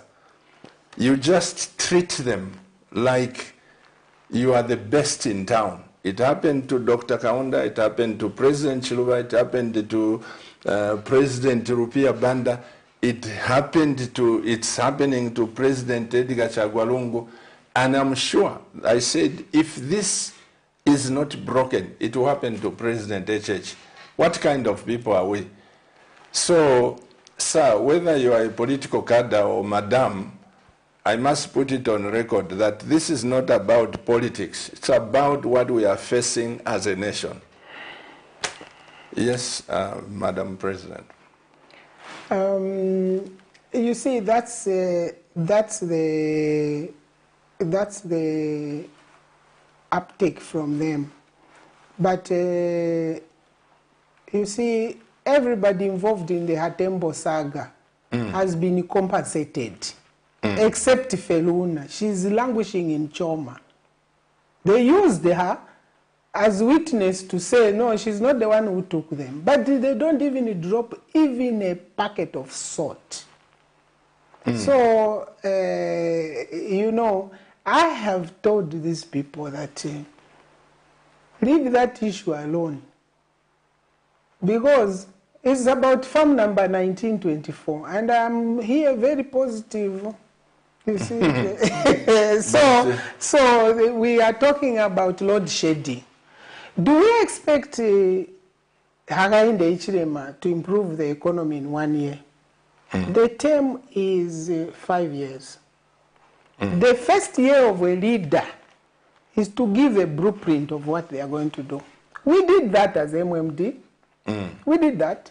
When we were campaigning, we had the groups. I was the one in charge of the energy sector. And when cabinet was being formed, each one was being asked, in your sector as chairman of the committee on energy, what have you lined up should we go in government? I said, we have to liberalize the energy sector. And when President Chiluba was appointing me, he said, within a year, you must prove that the Ministry of Energy is viable. Otherwise, I'll scrap it. Within a year, I was moved from being... we proved within a year that Ministry of Energy was the fabric of an economy.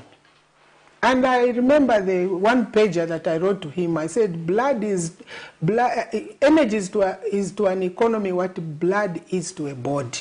That's the one page. He says, tell me what you are talking about energy. Me, I'm a trade unionist. I said, sir, I can't explain to you, but let me put it this way. Energy is to an economy what blood is to a body. If the blood clots, you have a heart attack. Right now, the energy sector has clotted. And it's simple. Whereas President Chiluba put those of us who understood energy, President Hakainde has put Kapala. Kapala is a civil engineer. He would be better off in the infrastructure. And then you have gone at ZESCO, fired all the directors for protection. That's why you see when there's just power, it falls. Do I expect him to improve the economy? Yes. I don't expect him to create hunger. I don't want him to create hunger before he creates food, because he found food. He found a bump harvest. He found fertilizer. So he has depleted the granary and created hunger. He found water. He has depleted water and created load sheds. And I mean, I can go on and on. The price was 16 kwacha. It's now, for fuel, it's now 24 kwacha or something, 28 or something. Everything is going in the opposite direction. Yes, he found the debt. Which country doesn't, which leader?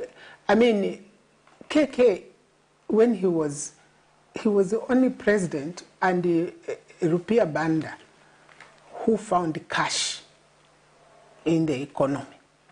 And the PF found money. But President Kaunda found 17 million pounds. Look at what he did with that. He went out, created university, he created debt. MMD inherited 7 billion. Did we say, no, we can't produce food because we found money? No. President Chiluba said, Zambians, tighten your belts. However, every Zambian, every foreigner who has a dollar somewhere, bring it in a basket on your head. Within 2 to 3 months, Zambia was flooded with foreign currency. What has President Hakainde done? If you have money, you're a criminal, except himself. So, I mean, they can go like that, and we go to the political side, not the advisory side. They will not like it. Because you cannot say that you are an advocate for environment. And President Hakainde is an advocate for environment. But look at what he's doing to the environment. He's free-ranging his animals from Kalomo to the Kafue River. And you know what cattle does? It's one of the worst forms of environmental degradation. So you can't have your cake and eat it too. As a leader, you have to adjust your seat belt. You know, even the students, you can give them the meal allowances. But when they don't have power, will they read? They won't. When they go to their villages, will they eat? They won't. So these are issues. You go to the Copper Belt, there was a black mountain. But what happened is that they've created cooperatives. The people at the top holding the cooperatives are UPND cadres. And the ones controlling them are ministers. Is that fair? We have seen people in this government who are walking like us. Just go to the State House compound. Never in the history of leadership or presidency did you see vehicles at each and every house in the State House compound. In 1 year, if they can buy expensive vehicles, why can't they reduce the price of minimum? So, I mean, he's tit for tat. If you can buy expensive vehicles, sure, you can give us some nice minimum at 50 kwacha. Even if you want to continue saying, no, it's the past, or no, you know, in leadership,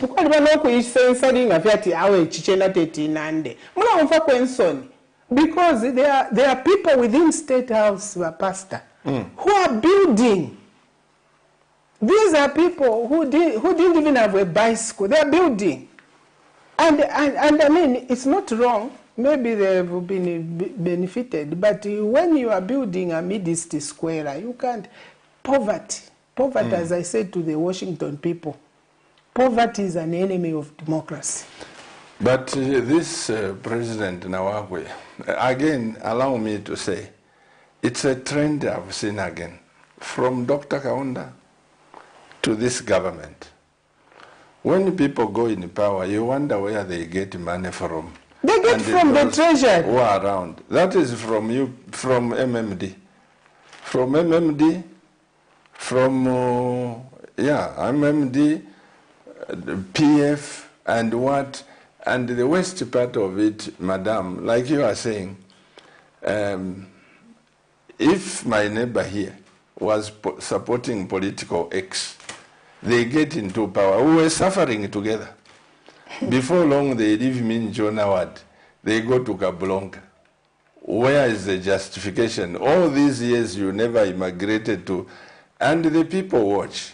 So I just pray that we will look at this nation as Zambians. That person who wrote that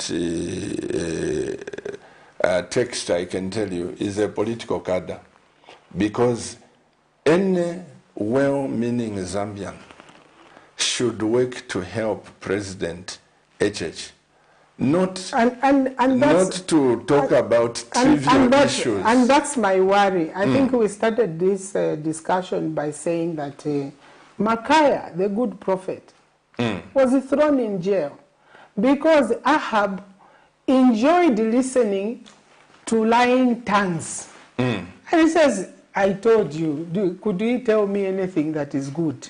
And they tell him, no, let's march on, we'll win. What happened? He was slaughtered. And you see, he has surrounded himself with people who are telling him falsehoods, and he's believing in that. But the people who are suffering are the people he's leading. Yeah, but my point also, Madam President, I still believe in this. Forget about a person like that one who has written the text. I don't even take them into account. My passion is people like yourself. I said, do you have a number? Because if the president doesn't call you, call him. This is what I am driving to. Because I must accept that each time I've written a text to President HH, he sends me some WhatsApp. But you're a pastor. Yeah, you're a minister of... Yes, I'm a minister, but you know what? Being a minister is one. There are people who think Pastor Chiluba does not mean well to this president. In the meantime, I write him a message, he responds. And he writes me messages, Pastor Chiluba, on this issue. We chat. But, you know, like I say, there is a saying, Atumusungu tapata bantu, wakapitao mulomo. We have that, and you have people who think like the text that just came. But I am saying, Madam NAWAKWI, you are a leader. I'm a leader and a mother. A mother. Getting that phone call and say, President, please cut the export of power to Namibia. President, this will do. Like you positively said, ways. Use this CDF, take it back to national service, prisons, the army. They will grow enough food. Those are the things that I'm looking at. Positive thinking. I am, you know, people, my friend said to me in West Indies, he said, Pastor, I was just telling him that where I come from in Zambia, sometimes people would think I'm politically inclined to this and that. He just brought one word. He says, here in West Indies, Pastor Chiluba, we normally say that people do not stone an empty mango tree. No, I agree with you. Yeah. Actually, this country will be far much better if we as a people can recognize our little failings in each other and our strengths. As a people, will be much better. My passion is agriculture. And I've tried to plead with several MPs, please buy beans for the... Only Vasande Chanda did that. What you're saying is how a country must live. In Botswana, before the Kama fallout, the former president's Kama's fallout, the opposition would do debate in parliament and they will be seen together. In this country, it's them and us. And Pastor, you need to recognize that the power is in the hands of those in the ruling party. There were many leaders that, because they were welcoming, we could advise. One of those was President Mwanawasa. I recall talking to my brother Newton Nguni, who is in UPND. I said to him, look, this thing about the Constitution, it affects all of us. Maybe we should give the president our views. And you would call President Mwanawasa, he would return your call. He will personally, I have personally written invites from President Mwanawasa. Dear Edith, dear President. Yeah, he was like that. You understand? Very unique. He had his own mistakes, but very unique. He recognized the worth of each Zambian, especially his colleagues. He would actually write, dear colleague. Now, when the president addresses you, dear colleague, would you actually have room to disregard him if he says, dear colleague, let's meet on this issue? This is an issue of national importance, the load shedding. And every politician has said something. instead of him calling his task force, which includes wrong people, like economic advisor to the president who is advising him on nothing, he should say who is in the country, who is an expert on energy. There are people who, even in Mundende today, if he's called, come and advise us. I can assure you, young Mundende will go and advise the president. But if I call him and say, Mr. President, I want to come and advise you on energy, you say, look, we are doing it. I mean, everyone who has spoken is given an answer. So we have the view that President Hakainde doesn't like to be advised. That's a view that I hold. I worked with him, mind you. Pastor, I want to remind you, sorry. I worked with him. I was his vice president in UDA. Yes. Yeah, but we created UDA from our home. And I said, let's go to announce that you are the president of UDA. So he's a person I've worked with. Immediately we did that. That's the history now. I was no longer relevant. Yeah, but what I'm saying... But going forward, he's the one with the mantle. He's the one with the power. You can advise someone, and his actions are as good as he wants to hear. But you remember, was it last week? Yeah, last week, Madam NAWAKWI, the president said he receives reports. Some of it's lies. They are talking about this one and that one, and he says he normally puts it aside. Then he does his own investigation. This is what I'm saying. You know, and I know, Madam NAWAKWI, you've worked in government. There are a lot of people who want to keep jobs in government by telling lies. There are a lot of people who want favors from the president. The president is treated like a god when he's in power. It's only when they come out, that's when people treat them like they are nothing. But right now, you have people who will say things to the president about you. Who will say things to the president about me? You know, this is why I'm saying that, Madam President, my prayer to God is give him a call. Let all the You give me the number, or you call him and say that your sister is going to call you. I don't know what line to call, but I have called several ministers. Last week, the other week, I called the Minister of Agriculture. I got no response. I left a message. I wanted to discuss the possibility of using CDF to alleviate the problem. I had a very serious issue regarding health. Sylvia Masebo, the Minister of Health, yeah. We come from together, MMD. They will never respond because, you see, the system snoops on them. Who are you talking to? We heard you talking to the opposition. That's how our politics have come.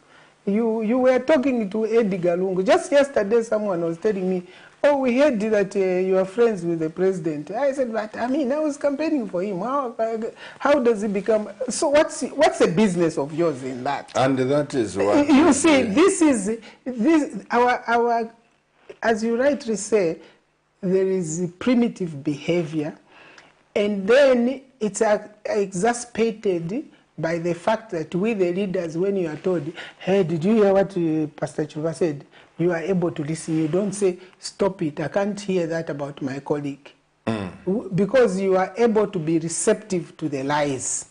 You should be able to say, if someone has brought you a false report, say, I've seen it, like Arabi used to say, when you are... No, I think for me, Madam President...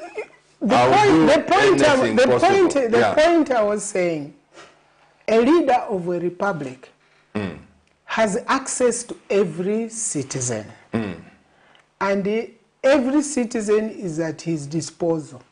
If he really wanted to consult President Edgar Lungu, what stops him from just driving to his residence? You think they want to open the gate? They'll open the gate. You see that? You just drive and arrive, they'll open the gate.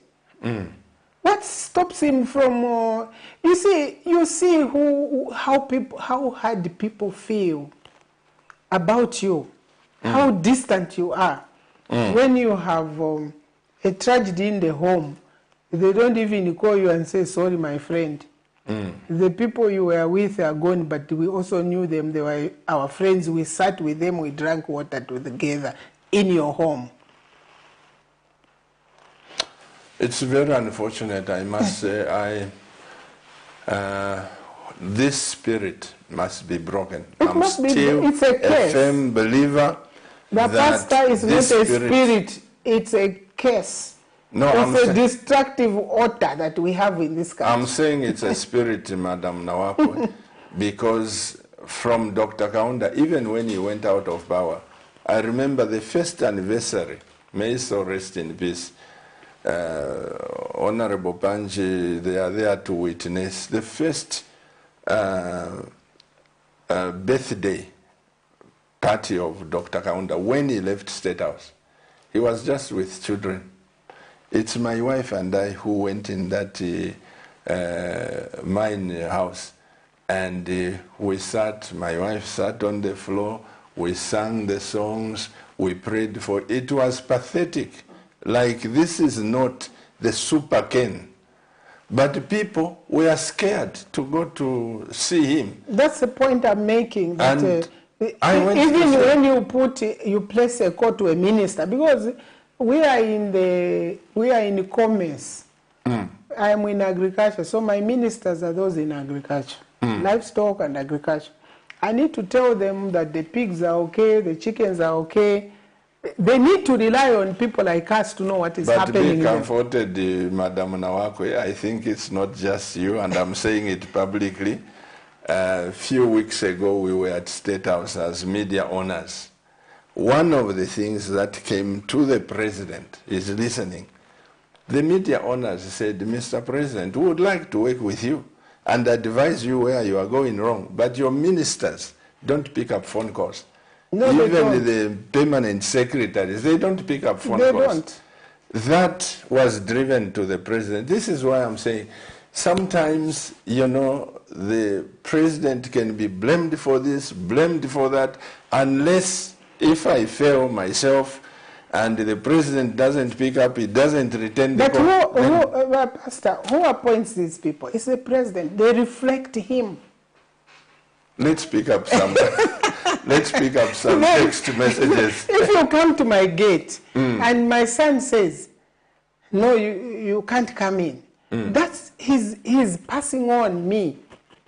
Oh, let's pick up the text messages. If the president could say, to say the truth, to say the truth, UPND has failed completely, Mr. President. If you are watching, please lead us like a politician, not like a businessman. I concur with Madam NAWAKWI. There will be hunger in this country this year, henceforth. There will be crime everywhere that they won't manage to handle. Please, Mr. President, take your business strategy of governance aside and lead us in a nice way. Think for the poor first. Surely, people should be sharing a bag of fertilizer. Another text. Good evening, Reverend Chiluba and Madam NAWAKWI. I totally agree with you, Madam NAWAKWI. This is Kapalu from Mondola. Another one, Mr. Director. Just give us back to back if there is something we can answer. Good evening, man of God and Honorable Madam EDITH. We we are following you we are following you very well. Continue advocating for people and teaching them. This is Pascal J. within Lusaka. May the Lord bless you, sir. Good evening, Pastor and Mother NAWAKWI. You said this country needs a motherly love. How will we trust you with power if you were able to realize what's this? Whatever you was going to say. Mayo and I have a chance to watch you today. I'm enjoying your words. It's true. I am a servant of this nation. True, okay. The servant of this nation, national Zambia, yes, you have opened my eyes to see all what is happening in this country. This is sad. Thank you for that. Who benefits from power exports? Will a common Zambian losing business because of load shedding be compensated? Ma'am, your comment. This demands your comment. Those who are losing businesses through load shedding. Okay, let me read the last one here. Man of God, thank you for the amazing program. Honorable NAWAKWI, thank you for accepting the invitation. May God bless you, people, for speaking on behalf of the Zambians. I find sense in your positivity. This is Bartholomew Mbewe from Mondola. If you can answer that. Who benefits from power exports? Will the people also be compensated? 2 questions. No, they won't. How are you going to compensate Camne TV for buying diesel every day, 40 liters?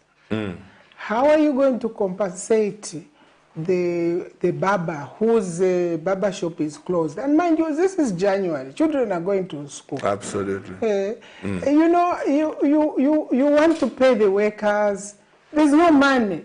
Things are rotting. How are you to be compensated? There's no adequate recompense for anyone. And how much money are they getting? You know, in about 3-4 years ago, PF told us that we needed to increase the tariffs so that we get more investment in the power sector. And the people bought that. We paid more. This government has increased tariffs. Where is the money going? And you know, it's what has happened right now is an act of ineptitude, not to forecast power supply over a period of even 12 months. It's really, I don't know what polite word I can find to use, but now the president has said that the sharing of waters hasn't been fair. I mean, I'm an energy economist. I worked in the Ministry of Power, Transport and Communication. I worked at Energy. We did the policy. We sorted out Capcom. There is a system which is used, which has been working all this time. Now, you cannot come, just visit, and then you get a brief standing, and then you say, no, this system is not fair. You need to be, even the detailed studies of the hydrology of the Zambezi River was given. It's not just Zimbabwe and Zambia. There are 8 riparian states along the Zambezi River, from Angola to Mozambique. So you cannot just walk in and say, no, Zambezi River Authority runs the whole Zambezi River. The issues at play is not just about Kariba Dam. What has happened to Kafue? Last year we had floods. We even had the Kuomboka Baba. In Kafue? No, Zambezi River had the Kuomboka ceremony. We had the Kuomboka We had floods. Limulunga, yeah. Limulunga. But the nature of dam management is that you can empty the dam in one day. And who did that? It's the one who gave free water to Zimbabwe. And who is that? It's not Zambezi River Authority. The president ordered them to give Zimbabwe our water. Then you can't go back to your children at papasa bread, but wapasa yonse. You don't do that. 300 megawatts equivalent of water is a lot of energy. The challenge we have here is that we need to accept our mistakes. That's for me, that's the problem I see, that Zambians are very forgiving. If you say you are sorry, they forgive. And they come to your side. If the president says, sorry, we mismanaged the generation because we started exporting, who did the contract in April 2022 of 80 megawatts to Namibia? It's himself. It's written in international press that, Zambia is going to export an additional 80 megawatts to Namibia in April 2022. April, May, June, July, August, September, October, you're announcing that you're going to do load shedding. They announced 2 months ago that they're going to do load shedding. They sat back on their rulers. And then there's load shedding, they are running around everywhere. No, let's meet emergency. What? When they were announcing, they should also have planned. What are we going to do? Now today we hear from one Kawana, no, we'll be load shedding in 6-hour bouts. But when you say 24 hours divided by 6 is 4, it means that the other 12 hours is darkness. There's nothing, I mean, and you know, yes, we are down, some of us. We don't know mathematics. But you can't take God's people for granted. You can't do that. And that's what people are upset about. When you talk about the Black Mountain, they say they are supporting young people there. It's themselves. And if I were Hakainde Ichirema, let me give him advice on money management.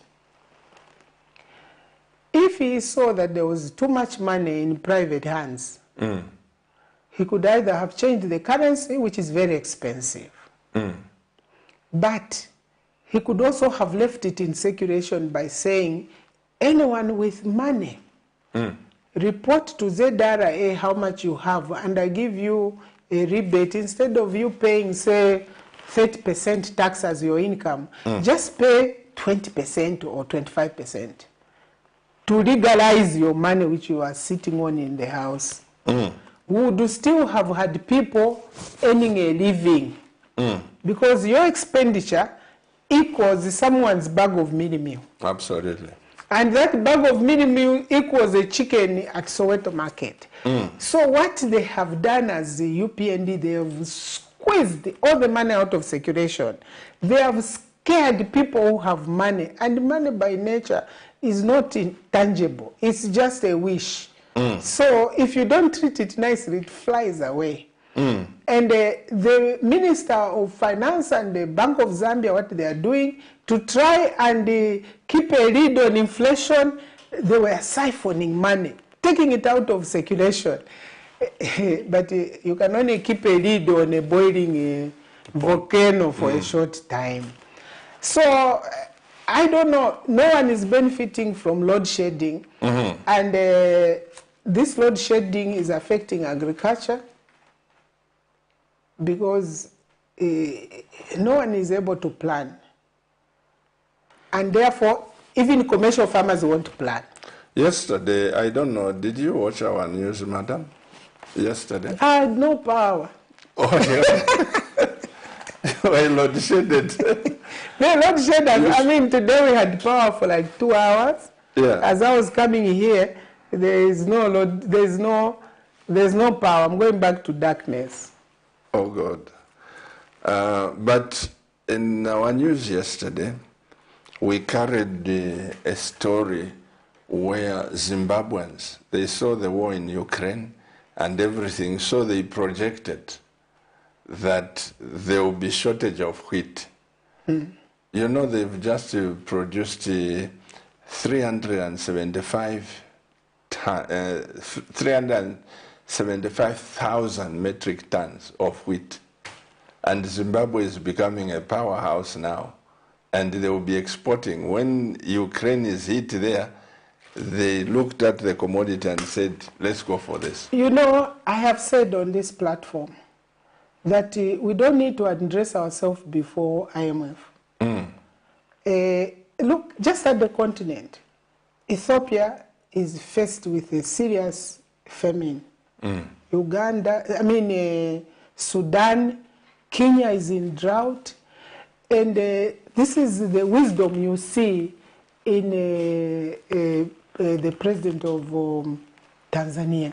She knows she's at the border with the countries that need food, and they've concentrated on that. Look at Uganda exporting coffee. We don't need the president going to Abu Dhabi begging. No. We need him being in the villages and saying, listen, there's going to be hunger. The World Food Program will be looking for beans, cowpeas, here is seed, plant. We need to turn FRA, not just sitting there collecting, no, we are closed. No. This decentralization, so-called, I wish I could help him if he could get my advice. Because if you put 25 million in Akonde, I would like to say, please, can this money be used for tree planting, for improving beans production, for improving food production, millet and all that?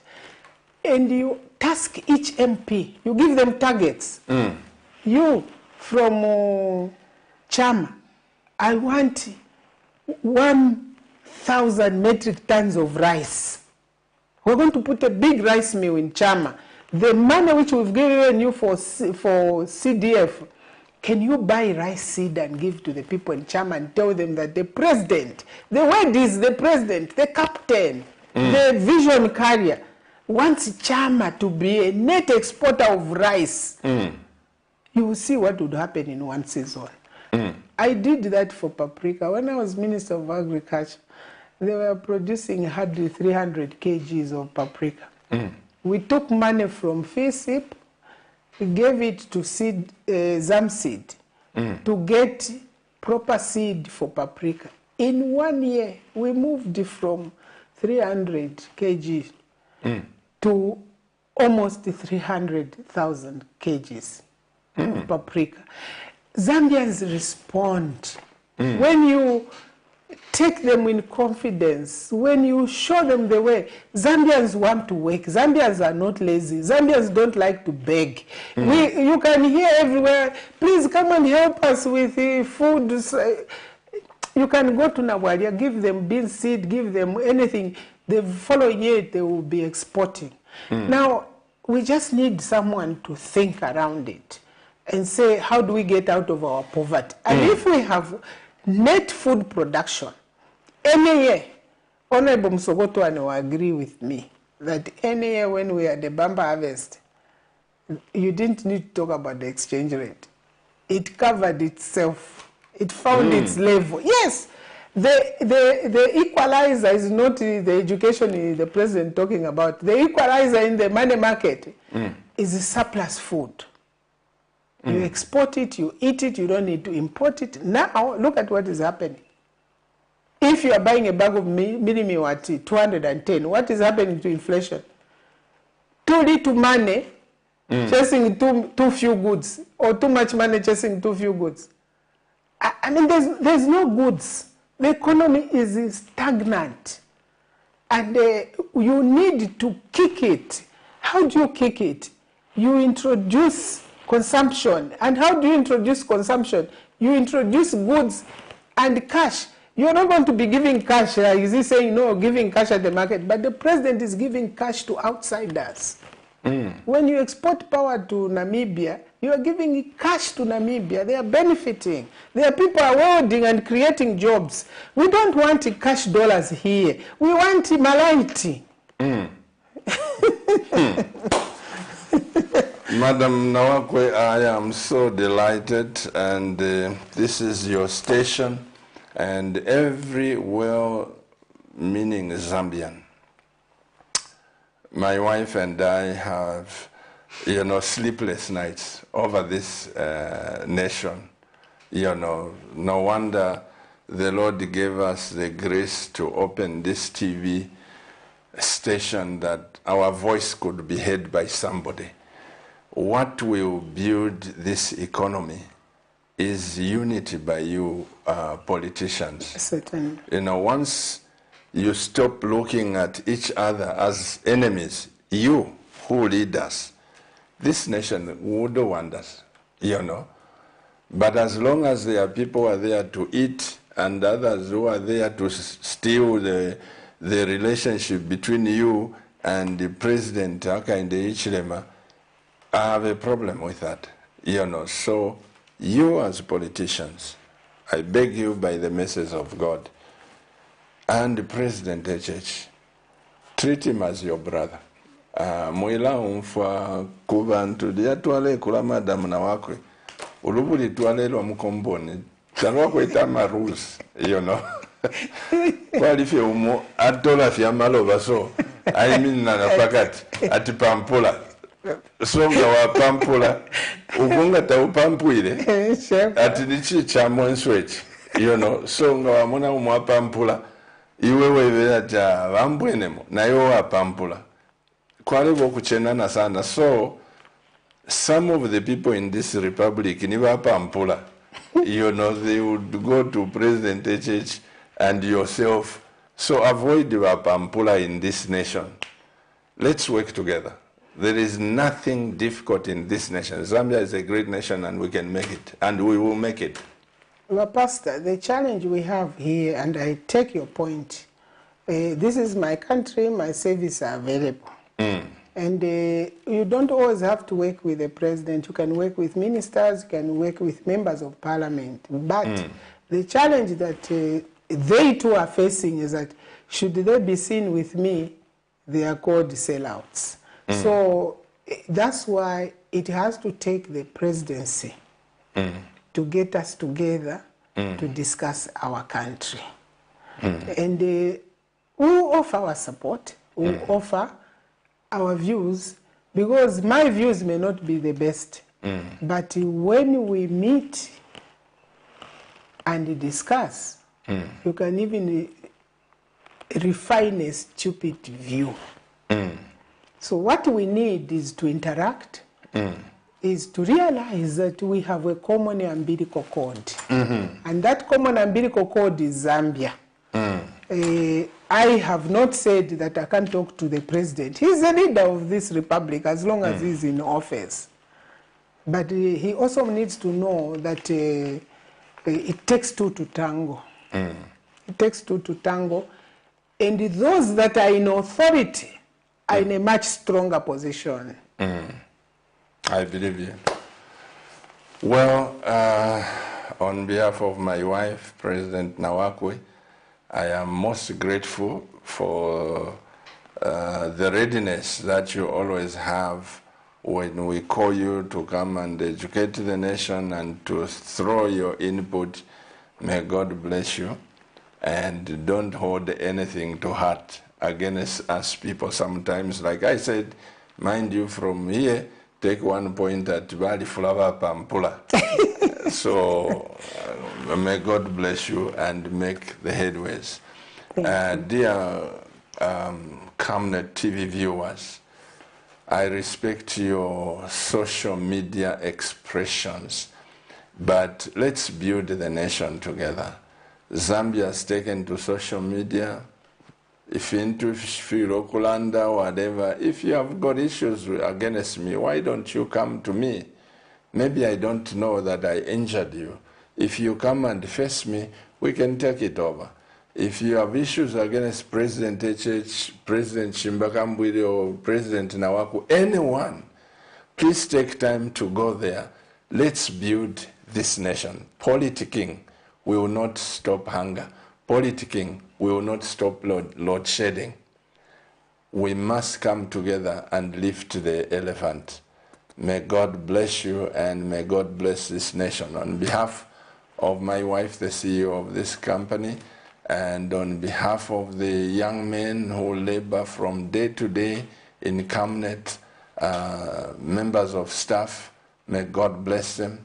And the church that my wife and I pastor, Healing Word Ministries, you are great.